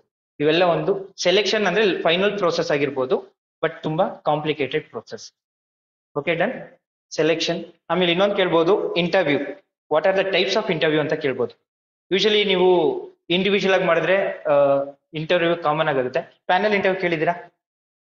ಸೊ ಈಗ ನೀವೇನೊಂದು ಒಂದು ಗ್ರೂಪ್ ಕಮಿಟಿ ಇರ್ತೀರಾ, ನಾನು ನಿಮ್ಗೆ ನೀವೇನೇ ಕ್ವಶನ್ ಕೇಳಿದ್ರು ನಾನು ಎಕ್ಸ್ಪ್ಲನೇಷನ್ ಕೊಡ್ತಿರ್ತೀನಿ. That is called panel interview. Minimum 20-30 members involvement ಆಗಿದ್ರೆ ಇದನ್ನ ಯಾವ ಪ್ರೋಸೆಸ್ ಕರೀತಾರೆ ಅಂತಾನು ಕೇಳ್ಬೋದು. That is called panel interview. Group of people involvement ಆಗಿ ಕ್ವಶನ್ಸ್ ಅರೇಂಜ್ ಮಾಡಿದ್ರೆ ಅದು ಯಾವಾಗ್ಲೂ ಪ್ಯಾನಲ್ ಇಂಟರ್ವ್ಯೂ ಆಗುತ್ತೆ. ದೆನ್ ಅದೊಂದು ಸ್ವಲ್ಪ ಫೋಕಸ್ ಮಾಡಿ. ಅದ್ ಬಿಟ್ರೆ ಇನ್ನು ಸಿಲೆಬಸ್ ಅಲ್ಲಿ ನಿಮ್ಗೆ job evaluation and wage and salary. What you mean wage and salary? Daily base ಮೇಲೆ, ಅವರ್ಲಿ ಬೇಸ್ ಮೇಲೆ ವರ್ಕ್ ಮಾಡ್ತಿರ್ತಾರೆ. ಸ್ಯಾಲ್ರಿ ಅಂದ್ರೆ ಮಂತ್ಲಿ ಬೇಸ್ ಮೇಲೆ ವರ್ಕ್ ಮಾಡ್ತಿರ್ತಾರೆ. ಸೊ ಮಿನಿಮಮ್ ಅದರಲ್ಲೂ ಟೈಪ್ಸ್ ಆಫ್ ವೇಜ್ ಓದ್ಕೋಬೇಕು. ಮಿನಿಮಮ್ ವೇಜ್ ಅಂತ ಇದೆ, ಫೇರ್ ವೇಜ್ ಅಂತ ಇದೆ. ಸೊ ಅದನ್ನ ನಾವು ಕನ್ಸಿಡರ್ ಮಾಡ್ಬೇಕಾಗತ್ತೆ. ಯಾರು ವರ್ಕ್ ಮಾಡಿದ್ರು ಪರ್ ಅವರ್. ಸೊ ಯೂಶಲಿ ಕೇಳ್ಬೋದು, wage is a consist of hour, day, so week ಅಂತ ಕೇಳಿದ್ರೆ and all of the above ಅಂತ ಕೇಳಿದ್ರೆ, ಸೊ ಅದನ್ನ ನಾವು ಏನಂತ ಹೇಳ್ತೀವಿ, ವೇಜ್ ಅಂತ ಕನ್ಸಿಡರ್ ಮಾಡ್ತೀವಿ. ಸ್ಯಾಲ್ರಿ ನಿಮ್ಗೆ ಗೊತ್ತಿದೆ, basic salary, dearness allowance, so special allowance, so HRA, ಅವೆಲ್ಲ ನಾವು ಸ್ಯಾಲ್ರಿ ಅಂತ ಕನ್ಸಿಡರ್ ಮಾಡ್ಬೋದು. ಅದಕ್ಕೂ ಸ್ವಲ್ಪ ಟೈಪ್ಸ್ ಸ್ಯಾಲ್ರಿ ಅಂತ ನೋಡ್ಕೋಬಹುದು. ಕ್ವಶನ್ ಕೇಳಿದ್ರೆ ಡೈರೆಕ್ಟ್ ಆಗಿ ಕೇಳ್ತಾನೆ, ಇದರ ಕನ್ಸಿಸ್ಟ್ ಆಫ್ ಯಾವ್ದು ಅಂತ ಕೇಳ್ಬೋದು. What are the classification of salary ಅಂತಾನು ಕೇಳ್ಬೋದು. ಡನ್. ಸೊ ಇಷ್ಟು ಓದ್ಕೊಂಡ್ರೆ ನಿಮ್ಗೆ HRM ಅಲ್ಲಿ ಇಷ್ಟು ರಿಲೇಟೆಡ್ ಕ್ವಶನ್ಸ್ ಇದೆ. ನಾನು ಹೇಳ್ದಂಗೆ ಇಷ್ಟು ಹೇಳಿದ್ನಲ್ಲ, recruitment selection is very important.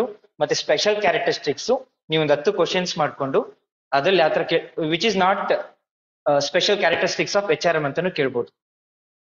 So ಅದಕ್ಕೊಂದು ಫೋಕಸ್ ಮಾಡಿ. ಆಗ ನೀವು ಕನ್ಫ್ಯೂಷನ್ ಮಾಡಕ್ಕೆ ಎಲ್ಲ ತರ ಒಂದೇ ರಿಲೇಟೆಡ್ ಆಗಿ ಕೊಟ್ಟಿರ್ತಾನೆ, ಅದಕ್ಕೆ ಯಾವ್ದು ರಿಲೇಟೆಡ್ ಇಲ್ವೋ ನೀವು ಅವಾಗ ಅದನ್ನ ಚೂಸ್ ಮಾಡ್ಬೋದು. ಕ್ವಶನ್ ನಾವೇನು ಓದ್ಕೊಂಡು ಹೋಗಿರ್ತೀವಿ, ಎಲ್ಲ ಕ್ಯಾರೆಕ್ಟರಿಸ್ಟಿಕ್ಸ್ ಒಂದೇ ಅಂತ ಓದ್ಕೊಂಡು ಹೋಗಿರ್ತೀವಿ. ಅವ್ನ್ ಕ್ವಶನ್ ಆಗಿ ಏನ್ ಕೇಳ್ತಾನೆ, which is not special characteristics of HRM ಅಂತ ಕೇಳ್ತಾನೆ. So done. ಆಮೇಲೆ ಅದ್ರ ಪರ್ಸನಲ್ ಪಾಲಿಸಿ. ಸೊ ನನ್ಗೆ ಗೊತ್ತಿರೋ ಪ್ರಕಾರ ಮೇ ಬಿ ಈ ಕ್ವಶನ್ಸ್ ರೆಕ್ರೂಟ್ಮೆಂಟ್ ಸೆಲೆಕ್ಷನ್ ಮೇಲೆ ಒಂದ್ 2-3 ಕ್ವಶನ್ಸ್ ಇದ್ದೇ ಇರುತ್ತೆ. ನೀವು ಅದಕ್ಕೆ ಫೋಕಸ್ ಮಾಡ್ಬೇಕು. Methods of recruitment to selection. Next coming to the point, performance appraisal. ಕೇಳಿದಿರಾ? Performance plus appraisal. ಅಪ್ರೈಸಲ್ ಅಂದ್ರೆ ಏನ್ ಹೇಳಿ? ಅಪ್ರಿಸಿಯೇಷನ್, ವರ್ಕ್ ಮಾಡೋದ್ ತಕ್ಕಂತೆ ನಾವು ಎಕ್ಸ್ಪೆಕ್ಟ್ ಮಾಡ್ತಿರ್ತೀವಿ. So that is called appreciation. ಕಂಪ್ನಿಯವರು ನಿಮ್ಗೆ ಪ್ರಮೋಷನ್ಸ್ ಮಾಡ್ಬೇಕಾ ಇಲ್ಲ ಡಿಮೋಷನ್ ಮಾಡ್ಬೇಕಾ ಅಂದ್ರೆ ಅವ್ರು ಏನ್ ಬೇಸಿನ ಇಟ್ಕೋತಾರೆ ಅಂದ್ರೆ ಪರ್ಫಾರ್ಮೆನ್ಸ್ ಅಪ್ರೈಸಲ್. ಪರ್ಫಾರ್ಮೆನ್ಸ್ ಕೊಡ್ತಾ ಇದ್ದೇನೆ ಅಂದ್ರೆ ಇದು ತುಂಬಾನೇ important. Methods of performance appraisal, that is very very important. ಇದರಲ್ಲಿ 2 ಕ್ವಶನ್ಸ್ ಖಂಡಿತ ಕೊಡ್ತಾರೆ. ಟ್ರೆಡಿಷನಲ್ ಮೆಥಡ್ ಮತ್ತೆ ಮಾಡರ್ನ್ ಮೆಥಡ್ ಅಂತ ಇದೆ. ಪರ್ಫಾರ್ಮೆನ್ಸ್ ಅಪ್ರೈಸ್ ಅಲ್ಲಿ traditional method, modern method. What you mean by traditional method? Usually ಒಬ್ಬರನ್ನ ಪರ್ಫಾರ್ಮೆನ್ಸ್ ನಾವು ಯಾವ ರೀತಿ ಅಳಿಬಹುದು, ಮೆಷರ್ಮೆಂಟ್ ಮಾಡ್ಬೋದು. ರ್ಯಾಂಕ್ ಗ್ರೇಡಿಂಗ್ ಸಿಸ್ಟಮ್ ಇದೆ ಅಲ್ವಾ, ಸ್ಯಾಟಿಸ್ಫ್ಯಾಕ್ಷನರಿ ಇದೆ, ಔಟ್ಸ್ಟ್ಯಾಂಡಿಂಗ್ ಅಂತ ಇದೆ, ಅವೆಲ್ಲ ಟ್ರೆಡಿಷನಲ್ ಆಗುತ್ತೆ. ಸೊ ಮಾಡರ್ನ್ ಮೆಥಡ್ ಅಂತ ಬಂದಾಗ MBO ಕೇಳಿದ್ರ? Expand MBO. Yes, management by objectives. That is very very important. ಅದ್ರ ಜೊತೆಗೆ ಬಾರ್ಸ್ ಅಂತ ಬರುತ್ತೆ, behaviourally anchored ratings test skills BARS. Expand ಅಂತ ಕೇಳ್ಬೋದು, ಎಕ್ಸ್ಪ್ಯಾಂಡ್ ಆಫ್ ಬಾರ್ಸ್ ಅಂತ ಕೇಳ್ಬೋದು. Behaviourally anchored rating scale, this is very important. ಈ ಕ್ವಶನ್ 100% ಕೊಳ್ತೀನಿ. ಎಕ್ಸ್ಪ್ಯಾಂಡ್ ಆಫ್ ಬಾರ್ಸ್ ಇದ್ರಲ್ಲಿ ಕೇಳೋದಂದ್ರೆ ಮಾಡರ್ನ್ ಮೆಥಡ್ ಅಲ್ಲಿ 2 ಕ್ವಶನ್ಸ್ ಕೇಳ್ತಾನೆ. ಒಂದು MBO ಅಂತ ಕೇಳ್ತಾನೆ, ಇನ್ನೊಂದು ಬಾರ್ಸ್ ಅಂತ ಕೇಳ್ತಾನೆ. ಇವೆಲ್ಲ ಲೇಟೆಸ್ಟ್ ಆಗಿ ಇಂಟ್ರೊಡ್ಯೂಸ್ ಮಾಡಿರೋಂತ ಒಂದು ಕಾನ್ಸೆಪ್ಟ್. ಮ್ಯಾನೇಜ್ಮೆಂಟ್ ಬೈ ಆಬ್ಜೆಕ್ಟಿವ್ಸ್ ಅಂತಂದ್ರೆ ಇಲ್ಲಿ ಸ್ವತಃ ಮ್ಯಾನೇಜ್ಮೆಂಟ್ ಅವರೇ ಇನ್ವಾಲ್ವ್ಮೆಂಟ್ ಆಗ್ತಾರೆ. ಸೊ ಪರ್ಫಾರ್ಮೆನ್ಸ್ ನಾವು ಈಗ ಇನ್ನೂ ರೀಸೆಂಟ್ ಆಗಿ ಹೇಳೋದಾದ್ರೆ 360 ಡಿಗ್ರಿ ಸೆಲ್ಸಿಯಸ್ ಮೇಲೆ ನಾವು ಅವ್ರನ್ನ ಪರ್ಫಾರ್ಮೆನ್ಸ್ ಮೆಷರ್ಮೆಂಟ್ ಮಾಡ್ಬೋದು. ಇನ್ನೂ ಒಂದು ಲೇಟೆಸ್ಟ್ ಆಗಿ ಅಂತಂದ್ರೆ 720. What you mean by 360 degree Celsius performance appraisal? Taking other department and ಅವ್ನು ಸರ್ವಿಸ್ ಕೊಟ್ಟಿರೋ ಪರ್ಸನ್ ಇಂದನೂ ಇನ್ಫಾರ್ಮೇಶನ್ ಕಲೆಕ್ಟ್ ಮಾಡ್ತಾರೆ. ಪ್ರತಿಯೊಂದು ಇನ್ಫಾರ್ಮೇಶನ್ ಕಲೆಕ್ಟ್ ಮಾಡಿ ಅವನನ್ನ ಪರ್ಫಾರ್ಮೆನ್ಸ್ ಮಾಡ್ತಾರೆ. ಅಂಡ್ ಫೈನಲಿ ಅವ್ನಿಗೊಂದು ರೇಟಿಂಗ್ ಸ್ಕೇಲ್ ಕೊಟ್ಬಿಟ್ಟು ಪ್ರಮೋಷನ್ಸ್ ಮಾಡ್ತಾರೆ. ಈ ಪ್ರಮೋಷನ್ ಇಲ್ಲ ಡಿಮೋಷನ್ ಆಗ್ಬೇಕಂದ್ರೆ ಅವ್ರು ಯಾವ್ದನ್ನ ಬೇಸ್ ಇಟ್ಕೋತಾರೆ ಅಂದ್ರೆ performance appraisal. We classified again I am telling basically 2 types of performance appraisal. One is traditional method and modern method. Modern method ಅಲ್ಲಿ ನೀವು 2 ಫೋಕಸ್ ಮಾಡಬೇಕಾಗಿರೋದು, MBO ಮತ್ತೆ BARS. Behaviourally anchored rating skills. ಅದನ್ನ ಯಾರು ಫೌಂಡರ್? MBO ಇನ್ನೊಂದು simple ಆಗಿ ಕೇಳ್ತೀನಿ questions. MBO ಯಾವ ತರ ಕೇಳಿದಾನೆ ಅಂತಂದ್ರೆ ಮೀನಿಂಗ್ ಕೇಳ್ಬೋದು, ಇಲ್ಲಾಂದ್ರೆ ಅದಕ್ಕೆ ಯಾರು ಫೌಂಡರ್ ಅಂತ ಕೇಳ್ಬೋದು. ಯಾರು ಗೊತ್ತಿದ್ಯಾ? ಪೀಟರ್ ಆಫ್ ಡ್ರಕ್ಕರ್ ಬಂದು ಸೊ ಮ್ಯಾನೇಜ್ಮೆಂಟ್ ಬೈ ಆಬ್ಜೆಕ್ಟಿವ್ಸ್ ನ ಎಸ್ಟಾಬ್ಲಿಷ್ ಮಾಡಿರೋದು 1954 ಅಲ್ಲಿ. ಅದನ್ನ ಪೀಟರ್ ಎಫ್ ಡ್ರಕ್ಕರ್. ಸೊ ನೀವು ನೋಡಿರಂಗೆ ಮ್ಯಾನೇಜ್ಮೆಂಟ್ ಅಲ್ಲೂ ಇದೆ ಅಲ್ವಾ? ಅವನು ಸಹ ಇದರಲ್ಲಿ ಇನ್ಕ್ಲೂಡಿಂಗ್ ಆಗ್ತಾನೆ. ಸೊ ಇದೊಂದು ಕ್ವಶನ್ಸ್ ಕಾಮನ್ ಆಗಿ 5-6 ಕ್ವಶನ್ಸ್ ಜನರಲ್ ಆಗಿ ಕೇಳಿದ್ದಾನೆ ಪೀಟರ್ ಎಫ್ ಡ್ರಕ್ಕರ್. ಸೊ MBO ನಾನು ಹೇಳ್ತಾ ಇದೀನಿ, ಇವೆರಡು ಕ್ವಶನ್ಸ್ 100% ಕೇಳ್ತಾನೆ, MBO ಮತ್ತೆ ಬಾರ್ಸ್ ರಿಲೇಟೆಡ್. ಇನ್ನೊಂದು ಕ್ರಿಟಿಕಲ್ ಇನ್ಸಿಡೆಂಟ್ ಅಂತ ಇದೆ. ಸೊ ಸ್ಟ್ರೈಟ್ ಲೈನ್ ಅಂತ ಇರ್ಬೋದು. Critical incident method. Critical incident method is nothing but ಏನೊಂದು ಫಿಸ್ಟ್ ಆಗಿ ಇನ್ಫಾರ್ಮೇಶನ್ ಕೊಡ್ತಾನೆ, ಕೇಸ್ ಸ್ಟಡೀಸ್ ಅಂತ ಕೊಡ್ತಾನೆ. ನೀವು ಅದನ್ನ ಹೆಂಗ್ ಸಾಲ್ವ್ ಮಾಡ್ತೀರಾ ಅನ್ನೋದ್ರ ಮೇಲೂ. ಸೊ ನಿಮ್ಗೆ 1 ವೀಕ್ ಟೈಮ್ ಕೊಡ್ತೀನಿ, ಅದನ್ನ ಸಾಲ್ವ್ ಮಾಡ್ಕೊಂಡ್ ಬನ್ನಿ ಅಂತ ಹೇಳ್ಬೋದು. So that is called critical incident method. ಇಲ್ಲ ಒಂದು ಸ್ಟೋರಿ ತರ ಹೇಳಿ ನೀನ್ ಯಾವ ತರ ಡಿಸಿಷನ್ ತಗೋತೀಯ ಅಂತಾನು ಹೇಳ್ಬೋದು. ಸೊ ಅವ್ನ ಜಡ್ಜ್ಮೆಂಟ್ ನ ಅದರಲ್ಲಿ ಅನಲೈಸ್ ಮಾಡ್ತಾರೆ. So that is called critical analysis method. Done. So traditional method ಗೊತ್ತಿದೆ ಬಿಡಿ, ರ್ಯಾಂಕಿಂಗ್ ಮೆಥಡ್ ಕೊಡ್ತೀವಿ, ಗ್ರೇಡಿಂಗ್ ಅಲ್ಲಿ ಕೊಡ್ತೀವಿ, ಕಂಪ್ಯಾರಿಸನ್ ಮೆಥಡ್ ಕೊಡ್ತೀವಿ, ಪ್ರಿಫರಲ್ ಯಾರು ಬೆಸ್ಟ್ ಅನ್ನ ಚೂಸ್ ಮಾಡ್ತೀವಿ. ಬಟ್ ಮಾಡರ್ನ್ ಅಂತ ಬಂದಾಗ ತುಂಬಾನೇ ಇಂಪಾರ್ಟೆಂಟ್ ಆಗುತ್ತೆ. ಲೇಟೆಸ್ಟ್ ಸಜೆಷನ್ ತಗೊಂಡು ಪರ್ಫಾರ್ಮೆನ್ಸ್ ನ ಅನಲೈಸ್ ಮಾಡ್ತಾರೆ. ಸೊ ಮಾಡರ್ನ್ ಮೆಥಡ್ಗೆ ನೀವು ತುಂಬಾ ಫೋಕಸ್ ಮಾಡ್ಬೇಕು. ಅವ್ನು ಕನ್ಸಿಸ್ಟೆಂಟ್ ಆಗಿ 4 ಕ್ಲಾಸಿಫಿಕೇಶನ್ ಕೊಟ್ಬಿಟ್ಟು ಇದ್ರಲ್ಲಿ ಯಾವ್ದು ಒಂದೊಂದ್ಸತಿ ಟ್ರೆಡಿಷನಲ್ ಮೆಥಡ್ ನ ಆಡ್ ಮಾಡ್ಬಿಟ್ಟಿರ್ತಾನೆ, ಇದ್ರಲ್ಲಿ ಯಾವ್ದು ಒಂದ್ ಮೆಥಡ್ ಅಲ್ಲ ಅಂತಾನು ಕೇಳ್ಬೋದು. ಇದಕ್ಕೆ ಯಾವ್ದು ಪರ್ಫಾರ್ಮೆನ್ಸ್ ಅಪ್ರೈಸಲ್ಗೆ ರಿಲೇಟೆಡ್ ಅಲ್ಲ ಅಂತಾನು ಕೇಳ್ಬೋದು. ಸೊ ಆಗ ನೀವು ಟ್ರೆಡಿಷನಲ್ ಮಾಡರ್ನ್ ಚೆನ್ನಾಗಿ ತಿಳ್ಕೊಂಡ್ರೆ ಈಸಿಯಾಗಿ ಅದನ್ನ ಎಸ್ಕೇಪ್ ಮಾಡಿಸ್ಬೋದು.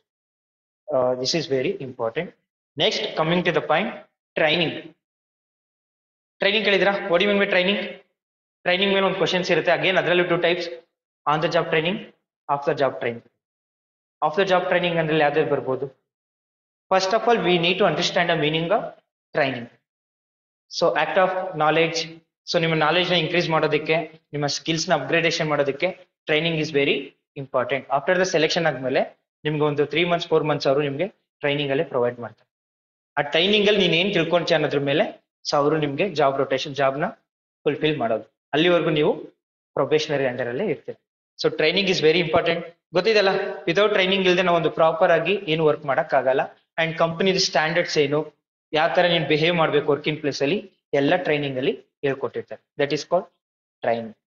So again we classified into two types, off the job training and on the job training. ಅದರಲ್ಲಿ ಒಂದು ಮೆಥಡ್ಸ್ ಗಳು ಕೇಳ್ಬೋದು. So off the job training ಅಂದ್ರೆ ಜನರಲ್ ಆಗಿ ಒಬ್ಬ ಪರ್ಸನ್ ಜಾಬ್ ಇನ್ಸ್ಟ್ರಕ್ಷನ್ ಟ್ರೈನಿಂಗ್ ಅಂತ ಇರ್ಬೋದು. ಜಾಬ್ ಇನ್ಸ್ಟ್ರಕ್ಷನ್ ಟ್ರೈನಿಂಗ್ ಅಂತಂದ್ರೆ ಒಬ್ಬ ಪರ್ಸನ್ ನನಗೆ ಅಂತಾನೆ ಅಪಾಯಿಂಟ್ಮೆಂಟ್ ಆಗಿ ಇನ್ಫಾರ್ಮೇಶನ್ ಕೊಡ್ತಿರ್ತಾನೆ. Yes sir no. ಸೊ ನಿಮ್ಗೊಂದು ಒಬ್ರನ್ನ ಅಪಾಯಿಂಟ್ಮೆಂಟ್ ಮಾಡ್ತೀನಿ, ನೀನು ಅವನನ್ನ ನೋಡ್ಕೋಬೇಕು ಅಂದಾಗ ಕಂಪನಿ ಬಗ್ಗೆ ಇನ್ಫಾರ್ಮೇಶನ್ ಗಳನ್ನ ಪ್ರೊವೈಡ್ ಮಾಡ್ತೀನಿ. That is comes under traditional method. On the job training ಇನ್ನೊಂದು, ಅದರಲ್ಲಿ ಆನ್ ದ ಜಾಬ್ ಟ್ರೈನಿಂಗ್ ಅಲ್ಲಿ ಲೇಟೆಸ್ಟ್ ಆಗಿ ಬಂದಿರೋದು ಮ್ಯಾನೇಜ್ ವೆಸ್ಟಿಬ್ಯೂಲ್ ಟ್ರೈನಿಂಗ್ ಅಂತ ಇದೆ. ಕೇಳಿದ್ರೆ ಈ word? So vestibule training is nothing but ನೀವು ವರ್ಕ್ ಮಾಡೋಕ್ಕಿಂತ ಮುಂಚೆ ಆ ಎನ್ವಿರಾನ್ಮೆಂಟ್ ಏನಿರುತ್ತೋ ಅದೇ ಸಿಚುಯೇಷನ್ ಅವರು ನಿಮ್ಗೆ ಕ್ರಿಯೇಟ್ ಮಾಡ್ಕೊಡ್ತಾರೆ. This is the latest training, especially ಕಂಪನಿಯವರು ಫಾಲೋ ಮಾಡ್ತಿರೋಂಥ ಒಂದು ರೂಲ್ಸ್ ಅಂಡ್ ರೆಗ್ಯುಲೇಷನ್. ಸ್ಟಾರ್ಟಿಂಗ್ ಬಂದಾಗ ಅವ್ನಿಗೆ ಕಷ್ಟ ಆಗ್ಬೋದು ಅನ್ಬಿಟ್ಟು ಏನ್ 3 months ಏನು ಟ್ರೈನಿಂಗ್ ಇರುತ್ತಲ್ವಾ, ಆ 3 months ಅಲ್ಲಿ ಮೆಷಿನರಿ ಹೆಂಗ್ ಆಪರೇಟ್ ಮಾಡ್ಬೇಕು ಅನ್ನೋದನ್ನು ಒಂದು ಅವರೇ ಆರ್ಟಿಫಿಷಿಯಲ್ ಆಗಿ ಆ ಎನ್ವಿರಾನ್ಮೆಂಟ್ ನ ಕ್ರಿಯೇಟ್ ಮಾಡಿರ್ತಾರೆ. That is called vestibule training. So ನಿಮ್ಗೆ ಕನ್ಫ್ಯೂಷನ್ ಆಗ್ಬಾರ್ದು ಅನ್ಬಿಟ್ಟು ಈ ಮೆಥಡ್ ನ ಫಾಲೋ ಮಾಡ್ತಾರೆ. This is also very important, vestibule training. ನಾನು ನೋಡಿರಂಗೆ ಈ ಕ್ವಶನ್ಸ್ 100% ಕೇಳ್ತಾನೆ. ವೆಸ್ಟಿಬ್ಯೂಲ್ ಟ್ರೈನಿಂಗ್ ಸೇಮ್ ಎನ್ವಿರಾನ್ಮೆಂಟ್ ನ ಕ್ರಿಯೇಟ್ ಮಾಡೋದು before entering the new job. So 2 months, ಒಂದು 15 days ಅಲ್ಲಿ ನಿಮ್ ಟ್ರೈನಿಂಗ್ ಅಲ್ಲಿ ಇದೇ ಎನ್ವಿರಾನ್ಮೆಂಟ್, ಇದೇ ಮೆಂಬರ್ಸ್ ಇರ್ತಾರೆ ಅನ್ಬಿಟ್ಟು ನಿಮ್ಗೆ ಈಸಿಯಾಗಿ ಹೇಳ್ಕೊಡ್ತಾರೆ. ವೆಸ್ಟಿಬ್ಯೂಲ್ ಟ್ರೈನಿಂಗ್ ಬರ್ಕೊಂಡ್ರ? ಸೊ ಅದಕ್ಕೆ ಫೋಕಸ್ ಮಾಡಿ. ಇಟ್ಸ್ ಅ 2 marks ಕ್ವಶನ್, 100% ಕಳ್ತಾನ ಕ್ವಶನ್ಸ್. ಎಲ್ಲರಿಗೂ ಗೊತ್ತಿರುತ್ತೆ ಟ್ರೈನಿಂಗ್ ಅಲ್ಲಿ ಲೇಟೆಸ್ಟ್ ಇರೋದು ಇನ್ಫಾರ್ಮೇಶನ್ ಕೇಳ್ಬೋದು. Vestibule training, same environment, same person. ನಿಮ್ಗೆ ಅವಾಗ ಸ್ಟಾರ್ಟಿಂಗ್ ವರ್ಕ್ ಮಾಡಿ ಅಂತ ಅಂದಾಗ ಆಲ್ರೆಡಿ ನೀವು ಅಡ್ಜಸ್ಟ್ ಆಗಿರ್ತೀರಿ. So that is called vestibule training. So done. So human resource management ಅಲ್ಲಿ ಇಷ್ಟು ಕ್ವಶನ್ಸ್ ನ ನೀವು ಎಕ್ಸ್ಪೆಕ್ಟ್ ಮಾಡಬಹುದು. ಅದ್ರ ಜೊತೆಗೆ ಇನ್ನೊಂದಿದೆ, ಜಾಬ್ ಇವ್ಯಾಲ್ಯೂಯೇಷನ್. ಸೊ ಹೈರಿಂಗ್ ಮಾಡ್ಬೇಕಂದ್ರೆ ನಿಮ್ಗೆ ಸ್ಪೆಸಿಫಿಕೇಶನ್, ಜಾಬ್ ಡಿಸ್ಕ್ರಿಪ್ಷನ್ ಎಲ್ಲ ಇನ್ಫಾರ್ಮೇಶನ್ ಕೊಟ್ಟಿದ್ರೆ that is called job evaluation. ಈಗ ಅದೇ ಅಲ್ವಾ, ಆಡಿಟಿಂಗ್ ಕಂಟ್ರೋಲ್ ಮತ್ತೆ ಏನಿದೆ ಅಂದ್ರೆ ಜಾಬ್ ಸ್ಪೆಸಿಫಿಕೇಶನ್ ಕೊಟ್ಟಿರ್ತಾನೆ, ಜಾಬ್ ಡಿಸ್ಕ್ರಿಪ್ಷನ್ ಕೊಟ್ಟಿರ್ತಾನೆ. ಅದನ್ನ ನಾವು ಜಾಬ್ ಇವ್ಯಾಲ್ಯೂಯೇಷನ್ ಅಂತ ಹೇಳ್ತೀವಿ. ಓವರ್ ಆಗಿ ಜಾಬ್ದು ಹೇಗಿದೆ ನೇಚರ್ ಅನ್ನೋದನ್ನ ತಿಳ್ಕೊಳ್ಳೋದೆ ಜಾಬ್ ಇವ್ಯಾಲ್ಯೂಯೇಷನ್. ಕನ್ಫ್ಯೂಷನ್ ಆಗಲ್ಲ ಅವಾಗ. ನೀನ್ ಏನ್ ಮಾಡ್ಬೇಕು, ರೂಲ್ಸ್ ಅಂಡ್ ರೆಸ್ಪಾನ್ಸಿಬಿಲಿಟಿನ ಜಾಬ್ ಇವ್ಯಾಲ್ಯೂಯೇಷನ್ ಅಲ್ಲಿ ಅವನು ಪ್ರೊವೈಡ್ ಮಾಡಿರ್ತಾನೆ. ಅದ್ರ ಪ್ರಕಾರನೇ ನೀವು ಆಕ್ಟ್ ಮಾಡ್ಬೇಕಾಗುತ್ತೆ ವರ್ಕಿಂಗ್ ಪ್ಲೇಸ್ ಅಲ್ಲಿ. ಡನ್. ಇನ್ನೇನಾದ್ರು ಡ್ಯೂಟಿ ಇದೆ ಇದ್ರ ರಿಲೇಟೆಡ್?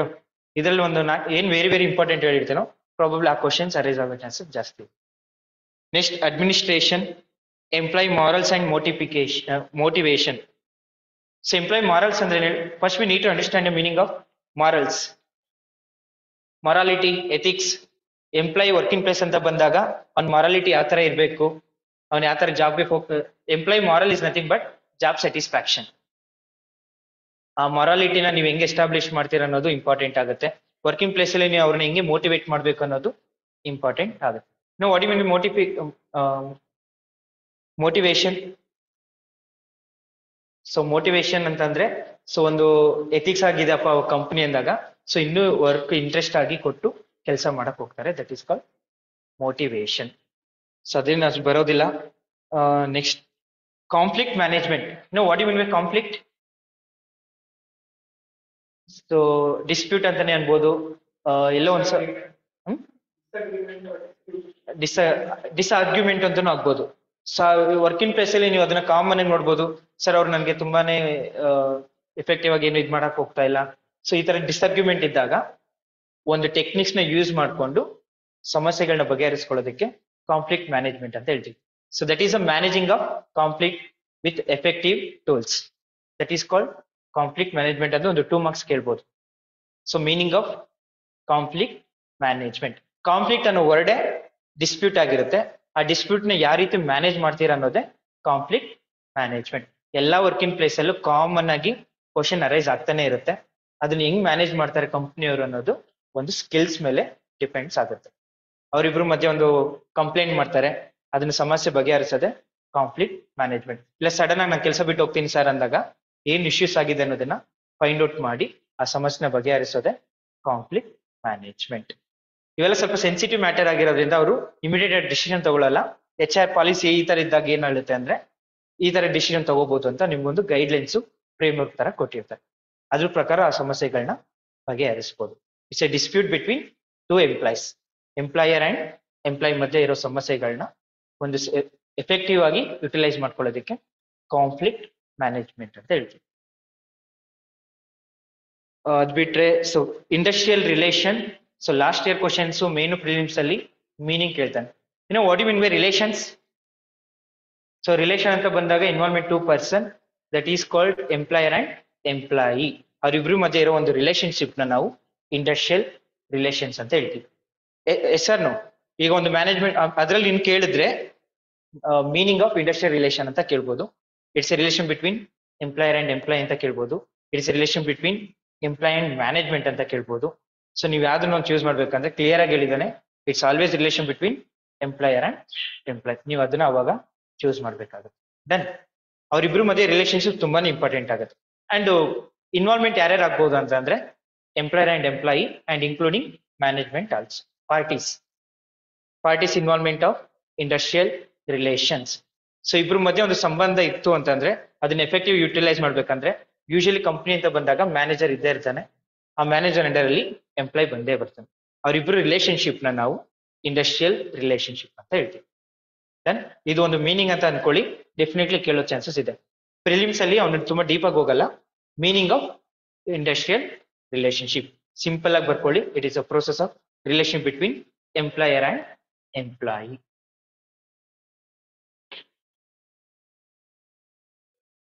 ಸೊ ಅದ್ರ ಜೊತೆಗೆ ಬಂದ್ರೆ ಕಲೆಕ್ಟಿವ್ ಬಾರ್ಗೇನಿಂಗ್ ಕೇಳಿದ್ರೆ ವರ್ಡ್, ಇದ್ರ ಮೇಲೆ ಒಂದು ಕ್ವಶನ್ಸ್ ಇದ್ದೇ ಇರುತ್ತೆ. Very very important. Collective bargaining it's a combination of ಇದೆ ನೋಡಿ ಕೆಳಗಡೆ. Collective bargaining. ಬಾರ್ಗೇನಿಂಗ್ ಅಂದ್ರೆ ಏನ್ ಹೇಳಿ? What is the meaning of bargaining? ನಾವು ಅಂಗಡಿಗಳಿಗೆ ಹೋದಾಗ ಬಾರ್ಗೇನಿಂಗ್ ಮಾಡ್ತಿರ್ತೀವಿ, ನೆಗೋಶಿಯೇಟ್.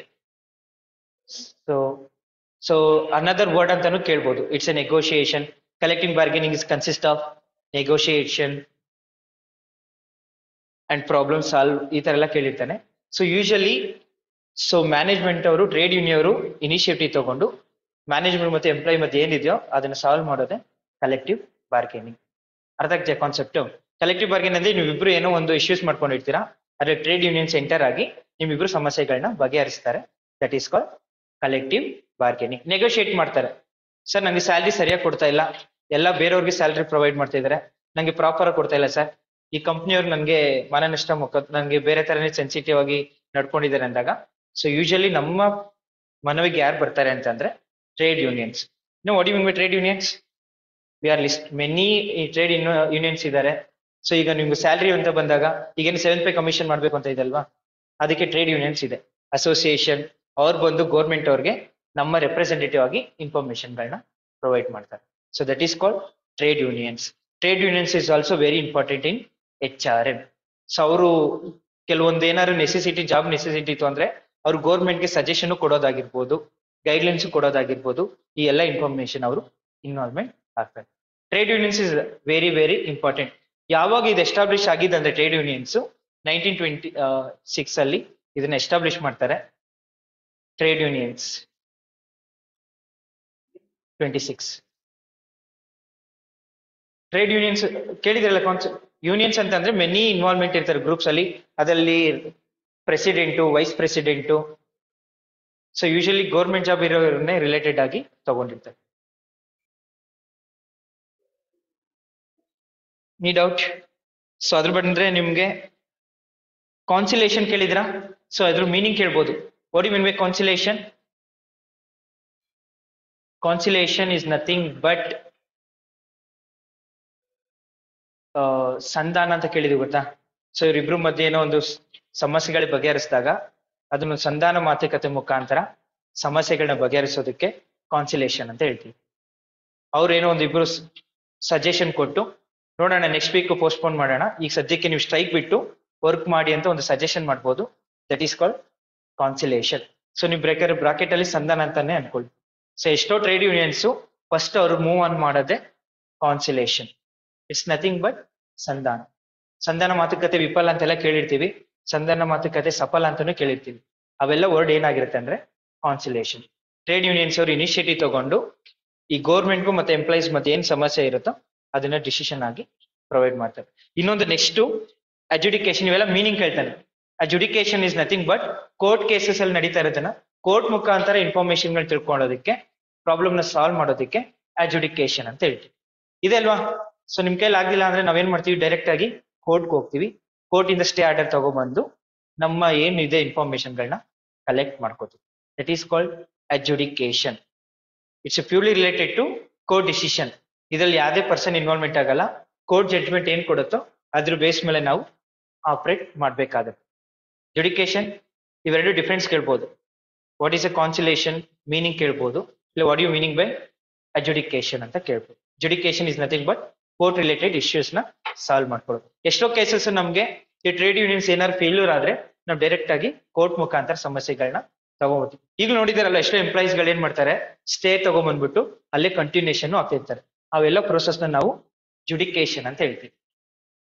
ಇಲ್ಲ ನೀನ್ ಈ ಪ್ರಮೋಷನ್ಸ್ ಆಗ್ತಿಲ್ಲ, ಬೇರೆ ಕಡೆ ಏನ ಕಳಿಸ್ಬೇಕು ಅಂದ್ರೆ ಮಾತುಕತೆ ಮುಖಾಂತರ ಅವ್ರನ್ನ ಬೇರೆ ಡಿಪಾರ್ಟ್ಮೆಂಟ್ ಹಾಕಿದ್ರೆ ಕಾನ್ಸಿಲೇಷನ್. ಇಲ್ಲ ನಾನು ಅದೇ ಡಿಪಾರ್ಟ್ಮೆಂಟ್ ಅಲ್ಲೇ ಕಂಟಿನ್ಯೂ ಮಾಡ್ತೀನಿ ಅಂತ ಅಂದ್ರೆ ಕೋರ್ಟ್ ಮುಖಾಂತರ ಅವನು ಸ್ಟೇ ತಗೊಬಂದು ಕಂಟಿನ್ಯೂಷನ್ ಆಗ್ತಾನೆ. That is called adjudication. So ಇನ್ನೊಂದು discipline and grievance handling in industry. So grievance ಅಂತಂದ್ರೆ ಕೆಲವೊಂದು ಗೈಡ್ಲೈನ್ಸ್ ಕೊಡ್ಬೋದು, ಫ್ರೇಮ್ ವರ್ಕ್ ಕೊಡ್ಬೋದು. ಸೊ ಈ ತರ ಎಂಪ್ಲಾಯೀಸ್ ಗಳನ್ನ ಆಪರೇಟ್ ಮಾಡಿ ಅಂತ ನಿಮ್ಗೆ ಇಂಡಸ್ಟ್ರಿಯಲ್ಲಿ ಕಾಮನ್ ಆಗಿ ಒಂದು ಗೈಡ್ ಮಾಡಿರ್ತಾರೆ. ಅದು ಒಂದು ಪ್ರಾಬಬ್ಲಿ ನಿಮ್ಗೆ ಒಂದು 1 ಮಾರ್ಕ್ಸ್ ಇಲ್ಲ 2 ಮಾರ್ಕ್ಸ್ ಅಲ್ಲಿ ಕೇಳ್ಬೋದು.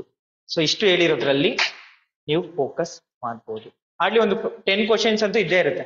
HRM ಮತ್ತೆ ಇಂಡಸ್ಟ್ರಿಯಲ್ ರಿಲೇಷನ್ ಡೈರೆಕ್ಟ್ ಆಗಿ ಕ್ವಶನ್ಸ್ ಕೇಳ್ತಾನೆ, ಮೀನಿಂಗ್ ಆಫ್ ಇಂಡಸ್ಟ್ರಿಯಲ್ ರಿಲೇಷನ್. ಇನ್ನೊಂದು ಕ್ವಶನ್ ಏನಾದ್ರು ಔಟ್ ಆಫ್ ಕ್ವಶನ್ ಅಂತ ಕೇಳ್ತಾನೆ ಅಂತಂದ್ರೆ ಯಾವ ಪಾರ್ಟಿ ಇನ್ವಾಲ್ವ್ಮೆಂಟ್ ಆಗ್ಬೋದು ಇಂಡಸ್ಟ್ರಿಯಲ್ ರಿಲೇಷನ್.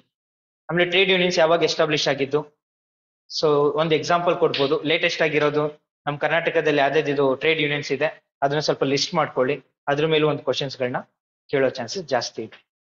ಒಟ್ಟಿನಲ್ಲಿ ಟ್ರೇಡ್ ಯೂನಿಯನ್ಸ್ ಮೇಲೆ ಒಂದು ಕ್ವಶನ್ಸ್ ಇರುತ್ತೆ, ಇಂಡಸ್ಟ್ರಿಯಲ್ ರಿಲೇಷನ್ ಮೇಲೆ ಒಂದ್ 2-3 ಕ್ವಶನ್ಸ್ ಇರುತ್ತೆ. ಅಂಡ್ ಅದ್ರ ಜೊತೆಗೆ ಕಾನ್ಸಿಲೇಷನ್ ಅಂಡ್ ಅಡ್ಜುಡಿಕೇಶನ್ ಮೀನಿಂಗ್ ಕೇಳ್ಬೋದು. ಕಾನ್ಸಿಲೇಷನ್ ಗೊತ್ತಿದೆಯಲ್ಲ, ಸಂಧಾನ. ಇದರಲ್ಲಿ ಕೋರ್ಟ್ ಮುಖಾಂತರ ಸಮಸ್ಯೆಗಳನ್ನ ಬಗೆಹರಿಸಬಹುದು. That is called industrial dispute ಅಂತಾನು ಹೇಳ್ತೀವಿ. ಓಕೆನಾ? ಸೊ ಇದು ಮ್ಯಾನೇಜ್ಮೆಂಟ್ ಸಿಲೆಬಸ್ ಆಯ್ತು. So coming to point, commerce related ಇದೆ ನೋಡಿ, ಇಂಡಸ್ಟ್ರಿಯಲ್ ರಿಲೇಷನ್ಸ್ ಎರಡು ಒಂದೇ ಲಿಂಕ್ ಆಗಿರೋದ್ರಿಂದ nature and scope of industrial relation. So ಹೇಳಿದ್ನಲ್ಲ, ಕ್ಯಾರೆಕ್ಟರಿಸ್ಟಿಕ್ಸ್ ಫೀಚರ್ಸ್ ಅದೊಂದು ಚೆನ್ನಾಗಿ ಓದ್ಕೊಂಡ್ರೆ ನಿಮ್ಗೆ ಅದ್ರ ಮೇಲೆ ಒಂದು ಕ್ವಶನ್ಸ್ ರಿಲೇಟೆಡ್ ಆಗಿರುತ್ತೆ. ಸೊ ಇದ್ರಲ್ಲೂ ಅಗೇನ್ ಒಂದು ಕ್ವಶನ್ಸ್ ಕೇಳಿದೆ ನೋಡಿ, collective bargaining. It's a combination of 2 words, collective and bargaining. Negotiate ಮಾಡಿ ಇನ್ಫಾರ್ಮೇಶನ್ ಕಲೆಕ್ಟ್ ಮಾಡಿ ಫೈನಲ್ ಒಂದು ಡಿಸಿಷನ್ ತಗೊಳ್ಳೋದು. ಸೊ ಓಕೆ ಒಪ್ಕೊಳ್ಳಪ್ಪ, ಇದೇ ಸಜೆಷನ್ ಇಸ್ ಬೆಸ್ಟ್ ಅಂತ ಹೇಳಿ ಕಲೆಕ್ಟಿವ್ ಬಾರ್ಗೇನಿಂಗ್ ಮಾಡ್ತಾರೆ. ಇದನ್ನ ಯಾರು ಮಾಡ್ತಾರೆ ಅಂದ್ರೆ ಟ್ರೇಡ್ ಯೂನಿಯನ್ಸ್ ಅವರು ಇನ್ವಾಲ್ವ್ಮೆಂಟ್ ಆಗ್ತಾರೆ. ಅದ್ರ ಕಂಡೀಷನ್ಸ್ ಅವೆಲ್ಲ ಜನರಲ್ ಆಗಿ ಗೊತ್ಕೊಂಡ್ರೆ ಸಾಕು. ಅಂಡ್ ಮೋರ್ ಓವರ್ ಇನ್ನೊಂದು ಕೇಳಿದೆ ನೋಡಿ, prevention and settlement of industrial dispute in India. What you meaning by industrial dispute? It's a between industrial and versus ಇಂಡಸ್ಟ್ರಿಯಲ್ಲೂ ಆಗ್ಬೋದು. ಈಗ ಅದು ಒಂದು ಕೈಗಾರಿಕೆ ಅಂತಂದ್ರೆ, ಸೊ ಅವ್ರಿಬ್ರು ಮಧ್ಯೆ ಏನೋ ಒಂದು ವೇರಿಯೇಷನ್ ಬಂತು ಅಂತಂದ್ರೆ ಗೌರ್ಮೆಂಟ್ ಅವ್ರು ಯಾವ ರೀತಿ ಪ್ರಿವೆನ್ಷನ್ಸ್ ಮಾಡ್ಬೋದು. ಸೊ ಕಾಸ್ಮೆಟಿಕ್ ಗಳನ್ನ ಎಲ್ಲೂ ಹೊರಗಡೆ ಹಾಕಂಗಿಲ್ಲ ಅಂತ ಒಂದು ಗೈಡ್ಲೈನ್ಸ್ ಇದೆ. ಆದ್ರೂ ಅವ್ರ ಮೇಲೆ ಏನಾದ್ರು ಈಗ ಟ್ಯಾಕ್ಸ್ ಪೇ ಮಾಡಿರೋದಿಲ್ಲ, ಇಮಿಡಿಯೇಟ್ ಆಗಿ ಬಂದು ಅವ್ರ ಮೇಲೆ ಆಕ್ಷನ್ಸ್ ತಗೋಬಹುದು. ಎಸ್ ಇದೆ ಅಲ್ವಾ ಈ ಸಿಚುಯೇಷನ್ ಎಲ್ಲ. ಯೂಶಲಿ ಅವ್ನು ಟ್ಯಾಕ್ಸ್ ಪೇ ಮಾಡಿಲ್ಲ ಅನ್ಬಿಟ್ಟು ಏನ್ ಮಾಡ್ತಾರೆ, ಈಗ ರೀಸೆಂಟ್ ಆಗಿ ಒಂದು ಮಾಲ್ ಇತ್ತು, ಸೊ ಮಾಲ್ಗೆ ಹೋಗಿ ಬೀಗ್ ಮಂತ್ರಿ ಮಾಲ್ ಅವೆಲ್ಲ ಇಂಡಸ್ಟ್ರಿಯಲ್ ಡಿಸ್ಪ್ಯೂಟ್ಗೆ ಒಂದು ಎಕ್ಸಾಂಪಲ್. ಸರಿಯಾಗಿ ಅವ್ನು ಪೇ ಮಾಡಿಲ್ಲ ಅಂತ ಅಂದ್ರೆ ಸೊ ಅದು ಒಂದು ಡಿಸಿಷನ್ ಇದೆ. ಆ ತರ ಇದ್ದಾಗ ಅವನು ಮನೆ ಒಲಿಸಬಹುದು, ಟ್ರೇಡ್ ಯೂನಿಯನ್ಸ್ಗೆ ಹೋಗಿ ಕಂಪ್ಲೇಂಟ್ ಮಾಡ್ಬೋದು. ವಿತೌಟ್ ಎನಿ ನೋಟಿಸ್ ಇಲ್ಲದೆ ನಮ್ ಮಾಲ್ಗೆ ಬೀಗ ಹಾಕಿದ್ದಾರೆ, ಸೊ ಸಮಸ್ಯೆ ಬಗೆಹರಿಸ್ಕೊಡಿ ಅಂತ ಹೇಳ್ಬೋದು. ಅವ್ರು ಇಂಡಸ್ಟ್ರಿಯಲ್ ಇನಿಷಿಯೇಟಿವ್ ತಗೊಂಡು ಅವರಿಬ್ರು ಮತ್ತೆ ಸಮಸ್ಯೆಗಳನ್ನ ಬಗೆಹರಿಸ್ಕೊತಾರೆ. ಸೊ ಡೈರೆಕ್ಟ್ ಆಗಿ ಕೋರ್ಟ್ಗೆ ಹೋಗಲ್ಲ, ಅವರು ಟ್ರೇಡ್ ಯೂನಿಯನ್ಸ್ಗೆ ಹೋಗ್ತಾರೆ. Trade unions is very important ಅಂತ ಕೊಟ್ಟಿದ್ದಾರೆ. ವೈ ಅಂತಂದ್ರೆ ಸೊ ಕೋರ್ಟ್ಗೆ ಆಗದೆ ಇರೋ ಕೆಲಸನೆಲ್ಲ ಟ್ರೇಡ್ ಯೂನಿಯನ್ಸ್ ಅವರು ಮಾಡ್ಬೋದು. ಅದಕ್ಕೂ ಒಂದು ಲೀಗಲ್ ಆಗಿ ಫ್ಯಾಕ್ಟರೀಸ್ ಆಕ್ಟ್ ಅಂತ ಇದೆ 1948. ಸೊ ಫ್ಯಾಕ್ಟರೀಸ್ ಆಕ್ಟ್ 1948 ಬೋನಸ್ ಅಂತ ಕೊಡ್ಲೇಬೇಕು. ಇಯರ್ಲಿ ನಿಮ್ಗೆ ಸ್ಯಾಲ್ರಿ ವೈಸ್ ಆದಾಗ ಬೋನಸ್ ಆಕ್ಟ್ ಅಂತಾನೂ ಇದೆ. ಸೊ ಲೇಬರ್ ಲಾ ಅಂತಾನೂ ಇದೆ. ಸೊ ಪ್ರಾಬಬ್ಲಿ ಲೇಬರ್ ಲಾ ಅಂತ ಕೇಳ್ಬೋದು. ನಿಮ್ಗೆ ಏನೇ ಇಶ್ಯೂಸ್ ಆದ್ರೂ ಫಸ್ಟ್ ನೀವೇನ್ ಹೋಗ್ತೀವ, ಕೋರ್ಟ್ಗೆ ಹೋಗಕ್ಕಾಗಲ್ಲ, ಎಲ್ಲಿ ಹೋಗ್ಬೋದು? ಟ್ರೇಡ್ ಯೂನಿಯನ್ಸ್, ಲೇಬರ್ ಲಾಗೂ ಹೋಗ್ಬೋದು. ಕಂಪ್ಲೇಂಟು ಮಾಡ್ಬೋದು, ಅವ್ರ ಮೇಲೆ ನೀವು ಆಕ್ಷನ್ಸ್ ತಗೋಬಹುದು.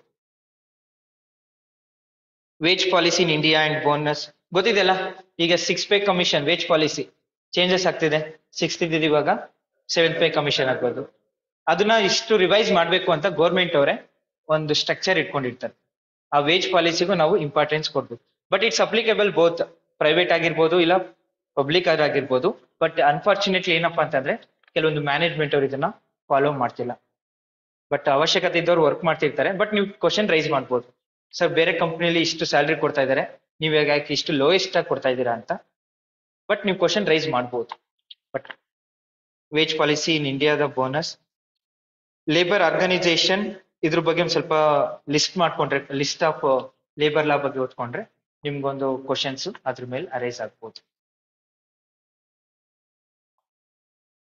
ಸೊ ಇಂಡಸ್ಟ್ರಿಯಲ್ ರಿಲೇಷನ್ ಅಂತ ಬಂದಾಗ ಹಾರ್ಡ್ಲಿ 2-3 ಕ್ವಶನ್ಸ್ ಅಷ್ಟೇ ಕ್ವಶನ್ಸ್ ಕೇಳ್ತಾನೆ. Meaning of industrial relations, collective bargaining, ಇದ್ರ ಮೇಲೆ ಕೇಳಿದ್ರೆ ಲೇಬರ್ ಲಾ ಬಗ್ಗೆ ಲಿಸ್ಟ್ ಕ್ವಶನ್ಸ್ ಮಾಡ್ಕೊಂಡ್ರೆ ಆ 3 ಬಿಟ್ರೆ ಇನ್ ಯಾವ್ದಕ್ಕೆ ಕೇಳಕ್ ಹೋಗಲ್ಲ. ಯಾವಾಗ ಆಕ್ಟ್ ಆಗಿದ್ದು, ಯಾವಾಗ ಇಂಟ್ರೊಡ್ಯೂಸ್ ಮಾಡಿದ್ದು, ಇದ್ರ ಮೇಲೆ ಕ್ವಶನ್ಸ್ ಗಳನ್ನ ಕೇಳೋ ಚಾನ್ಸಸ್ ಇದೆ. HRM and industrial relations. So preventive measures ಯಾವ ತರ ತಗೋತೀರಾ? ಈಗ ಇಂಡಸ್ಟ್ರಿ ಮಧ್ಯೆ ಏನೋ ಒಂದು ಸಮಸ್ಯೆಗಳ ಬಗ್ಗೆ ಅರ್ದಾಗ ಏನೇನ್ ಪ್ರಿವೆನ್ಷನ್ಸ್ ಇರ್ಬೋದು? ಹೌದು. ಆಮೇಲೆ ಈಗ ನೋಡಿದ್ರೆ ನಿಮ್ಗೆ ಸಬ್ಸಿಡಿ ಕೊಟ್ಟಿರ್ತಾರೆ ಗೌರ್ಮೆಂಟ್ ಅವರು. ಈಗ ಯಾರು ಮ್ಯಾನುಫ್ಯಾಕ್ಚರ್ ಇಂಡಸ್ಟ್ರಿ, ಈ ಗಾರ್ಮೆಂಟ್ಸ್ ಎಲ್ಲ ರನ್ ಮಾಡ್ತಿರ್ತಾರಲ್ವಾ, ಅವ್ರಿಗೆ ಈ ಲೈಟಿಂಗ್ ಸಿಸ್ಟಮ್ ಎಲ್ಲ ಕೆಲವೊಂದು ಸಬ್ಸಿಡಿಯರಿ ಅಂತ ಕೊಟ್ಟಿರ್ತಾರೆ. ಅವ್ರಿಗೆ ಕಾಮನ್ ಆಗಿ ನಾವ್ ಹೆಂಗೆ ಇಂಡಿವಿಜುವಲ್ ಆಗಿ ಪೇ ಮಾಡ್ತಿರ್ತೀವೋ, ಕೈಗಾರಿಕೆ ಮತ್ತೆ ಮ್ಯಾನುಫ್ಯಾಕ್ಚರ್ ಕಂಪ್ನೀಸ್ ಅವ್ರಿಗೆ ಡಿಫ್ರೆಂಟ್ ಆಗಿ ಅವ್ರಿಗೆ ಒಂದು ಆಕ್ಟ್ ನ ಇಂಟ್ರೊಡ್ಯೂಸ್ ಮಾಡಿರ್ತಾರೆ. ಯಾಕಂದ್ರೆ ಅವ್ರಿಗೆ ಗೌರ್ಮೆಂಟ್ಸ್ ಅಲ್ಲಿ ಲೈಟಿಂಗ್ ಸಿಸ್ಟಮ್ ಬೇಕೇ ಬೇಕು. ಅವರೆಲ್ಲ ಸಬ್ಸಿಡಿ ತಗೊಂಡು ಎನ್ಕ್ಯಾಶ್ ಮಾಡ್ಕೋಬಹುದು. ಅವ್ರಿಗೆ ಅದೊಂದು ಸಪರೇಟ್ ರೂಲ್ಸ್ ಇರುತ್ತೆ, ಅದ್ರ ಪ್ರಕಾರ ನಾವು ನಡ್ಕೊಬಹುದು. ಈಗ ಏನೋ ಮೆಷಿನರಿ ಆಪರೇಟ್ ಮಾಡ್ತಿದೆ, ಎಂಪ್ಲಾಯ್ಸ್ ಏನಾರು ಆಯ್ತು ಅಂದ್ರೆ ಇಷ್ಟು ಅಮೌಂಟ್ ಅಂತ ಕೊಡ್ಬೇಕಾಗುತ್ತೆ. ಸೊ ನಮ್ಗೆ ಏನಾದ್ರು ಕೊಟ್ಟಿಲ್ಲ ಅಂತಂದ್ರೆ ಲೇಬರ್ ಆರ್ಗನೈಸೇಷನ್ಗೆ ಹೋಗಿ ಕಂಪ್ಲೇಂಟು ಮಾಡ್ಬೋದು. ಯೂಶಲಿ ನಮ್ಮ ಗಾರ್ಮೆಂಟ್ಸ್ ಅಲ್ಲಿ ಗೈಡ್ಲೈನ್ಸ್ ಇರುತ್ತೆ. ಅದು ಏನೋ ಒಂದು ಆಪರೇಟ್ ಮಾಡ್ಬೇಕಂದ್ರೆ ಕೈ ಕಟ್ಟ ಏನಾರು ಆಯ್ತು ಅಂತಂದ್ರೆ ಸೊ ಮ್ಯಾನೇಜ್ಮೆಂಟ್ ಅವ್ರಿಗೆ ಇಷ್ಟು ಅಮೌಂಟ್ ಅಂತ ಕಾಂಪನ್ಸೇಷನ್ ಬೆನಿಫಿಟ್ ನ ಅವ್ರಿಗೆ ಪ್ರೊವೈಡ್ ಮಾಡ್ಲೇಬೇಕು. ಇವೆಲ್ಲ ಇಂಡಸ್ಟ್ರಿಯಲ್ ಸೇಫ್ಟಿ ಬೇಸಿಕ್ ಫೆಸಿಲಿಟೀಸ್ ಗೊತ್ತಿದೆ ಅಲ್ವಾ? ಸೊ ಒಂದು ಕ್ಯಾಂಟೀನ್ ಇರ್ಬೇಕು, ಅವ್ರಿಗೆ 1 hour, 1/2 hour. ಐ ಮೀನ್ ಇನ್ನೂ ಸಿಂಪಲ್ ಆಗಿ ಹೇಳ್ಬಿಡ್ತೀನಿ, ವರ್ಕಿಂಗ್ ಅವರ್ಸ್ ಅಂತ ಬಂತು ಅಂದ್ರೆ ಸೊ ಯೂಶಲಿ 8 hours ಇರುತ್ತೆ. ಅದ್ರ ಮೇಲೆ ಜಾಸ್ತಿ ಮಾಡಿಸ್ಕೊಂಡ್ರೆ ಬೋನಸ್ ಅಂತ ಕೊಡ್ಬೇಕು. ಇವೆಲ್ಲ OT ಅಂತ ಹೇಳ್ತೀವಿ, ಓವರ್ ಟೈಮ್ ವರ್ಕ್ ಅಂತ ಹೇಳ್ಬೋದು. ಇವೆಲ್ಲ ಫಾಲೋ ಮಾಡ್ಬೇಕು. ಯಾವಾಗ ಬೇಕಾದ್ರೂ ಲೇಬರ್ ಆಕ್ಟ್ ಅವರು ಬಂದು ವಿಸಿಟ್ ಮಾಡ್ಬೋದು. ಇದೆಲ್ಲ ಬೆಳಗ್ಗೆ ರೈಡ್ ಆಗಿದೆ, ಈ ತರ ಕಂಪ್ನಿಗಳಿಗೆ ವಿಸಿಟ್ ಮಾಡಿದ್ದಾರೆ, ಇವ್ರು ಇಷ್ಟು ಅಮೌಂಟ್ ಬಾಕಿ ಉಳಿಸ್ಕೊಂಡಿದ್ದಾರೆ. PF ಫೆಸಿಲಿಟೀಸ್ ಅಬೌಟ್ 20,000 ಮೇಲೆ ಜಾಸ್ತಿ. ಹೆಲ್ತ್ ಇಶ್ಯೂಸ್, EMI ಇವೆ ಅಂತ ಇದೀನಿ, ಹೆಲ್ತ್ ಇಶ್ಯೂಸ್ ಗಳನ್ನ ಕೊಡ್ಬೋದು. ಲೇಬರ್ ಕಾರ್ಡ್ ಅಂತ ಕೊಡ್ತಾರೆ, ಕೇಳಿದ್ರಲ್ಲ ಲೇಬರ್ ಕಾರ್ಡ್, ಅದಿತ್ತು ಅಂದ್ರೆ ಎಲ್ಲೋ ಒಂದ್ ಕಡೆ ನಿಮ್ಗೆ ಕಾಂಪನ್ಸೇಷನ್ ಕೊಡ್ಬೋದು. ಇವೆಲ್ಲ ನೀವು ಪ್ರಿವೆನ್ಷನ್ಸ್ ಮೆಷರ್ ಅಲ್ಲಿ ಇನ್ಕ್ಲೂಡಿಂಗ್ ಆಗುತ್ತೆ. ಏನಾದ್ರು ಡೌಟ್ ಇದೆಯಾ? ಕಂಡೀಷನ್ಸ್, ವರ್ಕಿಂಗ್ ಪ್ಲೇಸ್ ಅಲ್ಲಿ ಫಿಲಾಸಫಿಗಳು ಕೊಡ್ಬೋದು. ಆಮೇಲೆ present state of affairs and it's future prospect. Present date ಅಲ್ಲಿ ಏನೇನ್ ನಡೀತಿದೆ ಇಂಡಸ್ಟ್ರಿಯಲ್ ರಿಲೇಷನ್ಸ್ ಬಗ್ಗೆ ನಾವು ಟೀಚ್ ಮಾಡಿದಾಗ ಅದ್ರ ಬಗ್ಗೆ ಡೀಪ್ ಆಗಿ ತಿಳ್ಕೊತೀವಿ. ಇದ್ರ ಮೇಲೆ ಇಷ್ಟು ಕ್ವಶನ್ಸ್ ನಿಮ್ಗೆ ಅರೈಸ್ ಆಗುತ್ತೆ. ಏನಾದ್ರು ಡೌಟ್ ಇದೆಯಾ ಸಿಲೆಬಸ್ ಮೇಲೆ? HRM ಮತ್ತೆ ಇಂಡಸ್ಟ್ರಿಯಲ್ ರಿಲೇಷನ್ಸ್. ಸೊ ಮಿನಿಮಮ್ ಏನಿಲ್ಲ ಅಂದ್ರೂ 10 ಕ್ವಶನ್ಸ್ ಅರೈಸ್ ಆಗುತ್ತೆ. 5 ಕ್ವಶನ್ಸ್ ಬಂದು HR ರಿಲೇಟೆಡ್ ಅಲ್ಲಿ ಇರುತ್ತೆ. ಏನಕ್ಕೆ HRM ಫೋಕಸ್ ಮಾಡಿ ಅಂತಿದ್ದೀನಿ ಅಂದ್ರೆ ರೆಕ್ರೂಟ್ ಮೇಲೂ ಕ್ವಶನ್ಸ್ ಕೇಳಬೇಕು, ಟ್ರೈನಿಂಗ್ ಅಲ್ಲೂ ಕೊಂಚ ಕ್ವಶನ್ಸ್ ಕೇಳಬೇಕು, ವೇಜಸ್ ಮೇಲೂ ಕ್ವಶನ್ಸ್ ಕೇಳಬೇಕು. ಸೊ ಅದಕ್ಕೆ ಇದು ಇಂಪಾರ್ಟೆಂಟ್ ಕಾನ್ಸೆಪ್ಟ್. ನೀವು ಇದೊಂದು ಸ್ವಲ್ಪ ಫೋಕಸ್ ಮಾಡಿದ್ರೆ ಎಲ್ಲೋ ಯಾವ್ದಾದ್ರು ಸ್ಕೋರಿಂಗ್ ಸಬ್ಜೆಕ್ಟ್ ಮಾಡ್ಬೋದು. ಮಿನಿಮಮ್ 10 ಕ್ವಶನ್ಸ್ ಎಕ್ಸ್ಪೆಕ್ಟ್ ಮಾಡ್ಬೋದು. Any doubt related to HRM policy? ಇರ್ಲಿ ಯಾರು ಕ್ವಶನ್ ರೈಸ್ ಮಾಡಿದ್ದಾರೆ? ಇಲ್ಲ ಮಾಡೋಣ. ಏನಾದಿದೆ ಇರುತ್ತೆ ಓರಿಯಂಟೇಶನ್ ಇರೋದ್ರಿಂದ.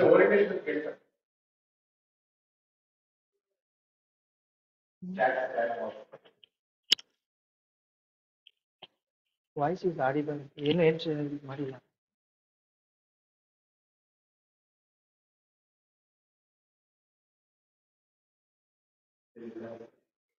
ಏನು ರಿಲೇಟೆಡ್ ಇಲ್ಲ. Any doubt? ಏನಾದ್ರು ಡೌಟ್ ಇದೆ ಕೇಳಿ, ಅದೇನೇನಿಲ್ಲ. ಸೊ ಅಪ್ಕಮಿಂಗ್ ಕ್ಲಾಸಸ್ ಅಲ್ಲಿ ಸೊ ಈಗ ಆಲ್ರೆಡಿ ನೋಟಿಫಿಕೇಶನ್ ಇಶ್ಯೂ ಮಾಡಿರೋದ್ರಿಂದ ಸೊ ನಾವು ಇದ್ರ ಬಗ್ಗೆ ಫೋಕಸ್ ಮಾಡ್ಲೇಬೇಕು. ಸೊ ಯಾವ ಕಾನ್ಸೆಪ್ಟ್ ಬಿಟ್ರು ನೀವು HRM ಕಾನ್ಸೆಪ್ಟ್ ಬಿಡಕ್ಕಾಗಲ್ಲ. ಸೊ ಯಾವುದೇ ಒಂದು ಇನ್ಸ್ಟಿಟ್ಯೂಷನ್ ತಗೊಂಡ್ರು HR ಪಾಲಿಸಿ ಇದ್ದೇ ಇರುತ್ತೆ. ಯಾವುದೇ ಇನ್ಸ್ಟಿಟ್ಯೂಷನ್ ಆಗ್ಲಿ, ಯಾವುದೇ ಒಂದು ಕಂಪ್ನಿ ರನ್ ಆಗ್ಲಿ, HRM policy is very important. ಅದನ್ನ ಗೌರ್ಮೆಂಟ್ ಆಕ್ಷನ್ಸ್ ಪ್ರಕಾರ, ಇಂಡಸ್ಟ್ರಿಯಲ್ ಲೇಬರ್ ಪ್ರಕಾರನೇ ನಾವು ಆಪರೇಟ್ ಮಾಡ್ಬೇಕಾಗುತ್ತೆ. ಅಂಡ್ ಬೇಸಿಕ್ ಎಂಪ್ಲಾಯೀಸ್ಗೆ ಬೇಸಿಕ್ ಫೆಸಿಲಿಟೀಸ್ ಪ್ರೊವೈಡ್ ಮಾಡಬೇಕು. ಈಗ ವಿನ್ ಆರ್ ಲಾಸ್ ಅಂತ ಇರುತ್ತಲ್ಲ, ಬಾಸ್ ವರ್ಸಸ್ ಬಾಸ್ ಆಗಿರ್ಬೋದು, ಇಲ್ಲ ನಿಮ್ಮ ಮೇಲೆ ನಾನು ಕೇಸ್ ಹಾಕ್ತೀನಿ ಅಂತ ಹೇಳ್ಬೋದು. ಈ ತರ ಸೆನ್ಸಿಟಿವ್ ಮ್ಯಾಟರ್ ಆಗಿರೋದ್ರಿಂದ ನಾವು ಕೋರ್ಟ್ ಅಲ್ಲೂ ಸಮಸ್ಯೆಗಳನ್ನ ಬಗೆಹರಿಸಬಹುದು. ಅದೇ ಸಿಂಪಲ್ ಆಗಿ ಒಂದು ಎಕ್ಸಾಂಪಲ್ ಕೊಟ್ಟಿದ್ದೀನಿ, 6 ಪೇ ಕಮಿಷನ್ ಸ್ಯಾಲ್ರಿ ನಡೀತಾನೆ ಇದೆ ಅಲ್ವಾ, ಸ್ಟ್ರೈಕ್ ಮಾಡ್ತಾನೆ ಇದ್ದಾರೆ. ಅವರು ಟ್ರೇಡ್ ಯೂನಿಯನ್ಸ್ ನ ಕರೆದು ಮಾತಾಡ್ತಾರೆ, ಈ ಸ್ಟ್ರೈಕ್ ಎಲ್ಲ ಮಾಡ್ಬೇಡಪ್ಪ. ಸೊ ಗೆಸ್ಟ್ ಫ್ಯಾಕಲ್ಟಿ ಒಂದು ಇಶ್ಯೂಸ್ ಆಗಿತ್ತು, ಅದಕ್ಕೆ ಅಂತ ಒಂದು ಟ್ರೇಡ್ ಯೂನಿಯನ್ಸ್ ಇದೆ. ಫಸ್ಟ್ ಮಾತುಕತೆ ಮಾತಾಡ್ತಾರೆ, ಎಸ್ ನೆಗೋಶಿಯೇಟ್ ಮಾಡ್ತಾರೆ. ನೆಗೋಶಿಯೇಟ್ ಮಾಡಿ ತಗೊಂಡಿದ್ರೆ ಸ್ಯಾಲ್ರಿನ ಗೆಸ್ಟ್ ಫ್ಯಾಕಲ್ಟಿ ಅವರು 11-13 ಇದ್ದಿದ್ದು, ಅದೆಲ್ಲ ಪಾಸಿಬಿಲಿಟಿ ಆಗಿದ್ದು HR ಪಾಲಿಸಿ. ಅದನ್ನ ನಾವು ಇಂಡಸ್ಟ್ರಿಯಲ್ ಡಿಸ್ಪ್ಯೂಟ್ ಅಂತಾನು ಹೇಳ್ಬೋದು. ಇವೆಲ್ಲ ಸಮಸ್ಯೆಗಳು ಎವ್ರಿ ಡೇ ನಡೀತಾನೆ ಇರುತ್ತೆ, ಅದಕ್ಕೆ ಅಂತ ನಾವು ಟ್ರೇಡ್ ಯೂನಿಯನ್ಸ್ ನ ಯುಟಿಲೈಸ್ ಮಾಡ್ಬೋದು. ಏನಾದ್ರು ಕ್ವಶನ್ಸ್ ಗಳನ್ನ ಕೇಳ್ಬೋದು.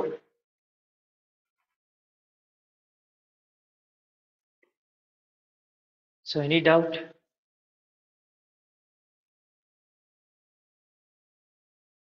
ಸೊ HRM ಅಂತ ಬಂದಾಗ ಟ್ರೈನಿಂಗ್ ಅಂಡ್ ಡೆವಲಪ್ಮೆಂಟ್ ಅಲ್ಲೂ ಓವರ್ ಆಲ್ ಒಂದು 15 ಕ್ವಶನ್ಸ್ ಕೇಳ್ಬೋದು ಇದ್ರಲ್ಲಿ. ಸೊ ನಿಮ್ಗೆ ಅದು ಮೇನ್ಸ್ ಅಲ್ಲಿ 15 ಕ್ವಶನ್ಸ್ ಅರೈಸ್ ಆಗುತ್ತೆ. ಸೊ ಪ್ರಿಲಿಮ್ಸ್ ಅಂದಾಗ ಡೈರೆಕ್ಟೆಡ್ ಕ್ವಶನ್ಸ್ ಇರೋದ್ರಿಂದ 5 to 10 ಕ್ವಶನ್ಸ್ ಡೆಫಿನೆಟ್ ಆಗಿ ಎಕ್ಸ್ಪೆಕ್ಟ್ ಮಾಡ್ಬೋದು. ಅದೇ ಹೇಳಿದ್ನಲ್ಲ, who is the father of HRM ಅಂತ ಕೇಳ್ತಾನೆ. So very simple, Elton Mayo ಅಂತ ಹಾಕೋಬಹುದು. ಸೊ ಕೆಲವೊಂದು ಆಥರ್ನ ನಿಮ್ಗೆ ಕನ್ಫ್ಯೂಷನ್ ಮಾಡ್ಬೇಕು ಅಂದ್ಬಿಟ್ಟೆ ಮ್ಯಾನೇಜ್ಮೆಂಟ್ ಆಥರ್ಗಳನ್ನ ಕೊಟ್ಟಿರ್ತಾರೆ. ಸೊ ಯಾವ್ದು ಸ್ವಲ್ಪ ಡಿಫ್ರೆಂಟ್ ಆಗಿರೋದನ್ನ ನಾವು ನೋಡಿ ಚೂಸ್ ಮಾಡ್ಕೋಬೇಕಾಗುತ್ತೆ. ಸೊ ಆಮೇಲೆ ಮ್ಯಾನೇಜ್ಮೆಂಟ್ ಅಬ್ಜೆಕ್ಟಿವ್ಸ್ ನಾನು ನೋಡಿರಂಗೆ ಮೇನ್ಸ್ ಅಲ್ಲೂ ಕೇಳಿದ್ದ ಮತ್ತೆ ಪ್ರಿಲಿಮ್ಸ್ ಅಲ್ಲೂ ಕೇಳಿದ್ದ. ಹೂ ಇಸ್ ದ ಯಾವಾಗ ಇಂಟ್ರೊಡ್ಯೂಸ್ ಆಗಿದ್ದು 1950 ಯಾರು ಅದನ್ನ ಫೌಂಡರ್ ಅಂತಾನೆ ಕೇಳಿದ್ದಾನೆ. ನಾವೇನ್ ಮಾಡಿರ್ತೀವಿ, ಮೀನಿಂಗ್ ಓದ್ಕೊಂಡು ಹೋಗಿರ್ತೀವಿ, ಬಟ್ ಫೌಂಡರ್ ಯಾರು ಅನ್ನೋದೇ ಮರ್ತ್ಬಿಟ್ಟಿರ್ತೀವಿ. ಸೊ ಈ ತರ ಸಿಂಪಲ್ ಆಗಿ ನಾವು ಆಮೇಲೆ ಮೀನಿಂಗ್ ಅಂತ ಓದ್ಕೊಂಡಾಗ, ಎಸ್ಪೆಷಲಿ ಥಿಯರೀಸ್ ಅಂತ ಬಂದಾಗ, ನಾವು ಯಾರು ಅದನ್ನ ಫೌಂಡರ್ ಅನ್ನೋದನ್ನು ತಿಳ್ಕೊಬೇಕಾಗುತ್ತೆ. Done. HRM and industrial relations. So ನಾನ್ ಸ್ಟಡಿ ಮಾಡ್ದಂಗೆ, ಸೊ ಬರೋಕ್ಕಿಂತ ಮುಂಚೆ ಸೊ ಎಲ್ಲ ಸ್ಟಡಿ ಮಾಡಿದಾಗ ಮಿನಿಮಮ್ 5 to 10 ಕ್ವಶನ್ಸ್ ಇದ್ರ ಮೇಲೆ ಕ್ವಶನ್ಸ್ ಅರೈಸ್ ಆಗಿದೆ. Recruitment training is very important. ಅದನ್ನ ಆಲ್ರೆಡಿ ಹೇಳಿದೀನಿ, 2 ಮೆಥಡ್ಸ್ ಅಲ್ಲ, on the job training and of the job training. ಅದು ಓದ್ಲೇಬೇಕು. ಟ್ರೈನಿಂಗ್ ಅಂಡ್ ಡೆವಲಪ್ಮೆಂಟ್ ಬಂದು ನಿಮ್ಗೆ ಮೇನ್ಸ್ ಅಲ್ಲಿ ಇದೆ. ಸೊ ಟ್ರೈನಿಂಗ್ ಮಾತ್ರ ನಿಮ್ಗೆ ಕೇಳಿರೋದ್ರಿಂದ, ಸೊ ಡೆವಲಪ್ಮೆಂಟ್ ಬಂದು ನಾವು ಮೇನ್ಸ್ ಅಲ್ಲಿ ಫೋಕಸ್ ಮಾಡ್ಬೋದು. So what is a training ಅಂತಾನು ಕೇಳ್ಬೋದು. It's act of increasing of knowledge, skills, acquisition of things. So all of the above. So assertion research ಅಂತಾನು ಕೇಳ್ಬೋದು. ಯಾವ ಹೇಳಿಕೆಗಳು ಸರಿ ಇದೆ ಅಂತಾನು ಕೇಳ್ಬೋದು. Right explanation of A or B ಅಂತ ಕೇಳ್ಬೋದು. ಈ ತರ ಕ್ವಶನ್ಸ್ ಕೇಳ್ತಾರೆ. Any doubt? ಈ ಸಿಲೆಬಸ್ ನ ಸೊ ನೆಕ್ಸ್ಟ್ ವೀಕ್ ಇಂದ ರಿಲೇಟೆಡ್ ಸಬ್ಜೆಕ್ಟ್ ವೈಸ್ ಬಗ್ಗೆ, ಟಾಪಿಕ್ ವೈಸ್ ಬಗ್ಗೆ ನಾವು ಇನ್ಫಾರ್ಮೇಶನ್ ತಿಳ್ಕೊಬಹುದು. So in this session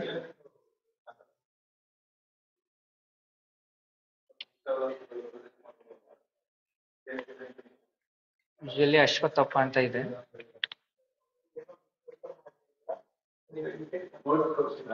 sir ನಾನು ಇದಕ್ಕೆ ನೋಟ್ಸ್ ಪ್ರಿಪೇರ್ ಮಾಡಿ ನಿಮ್ಗೆ ಕಳಿಸ್ತೀನಿ, ಓಕೆನಾ?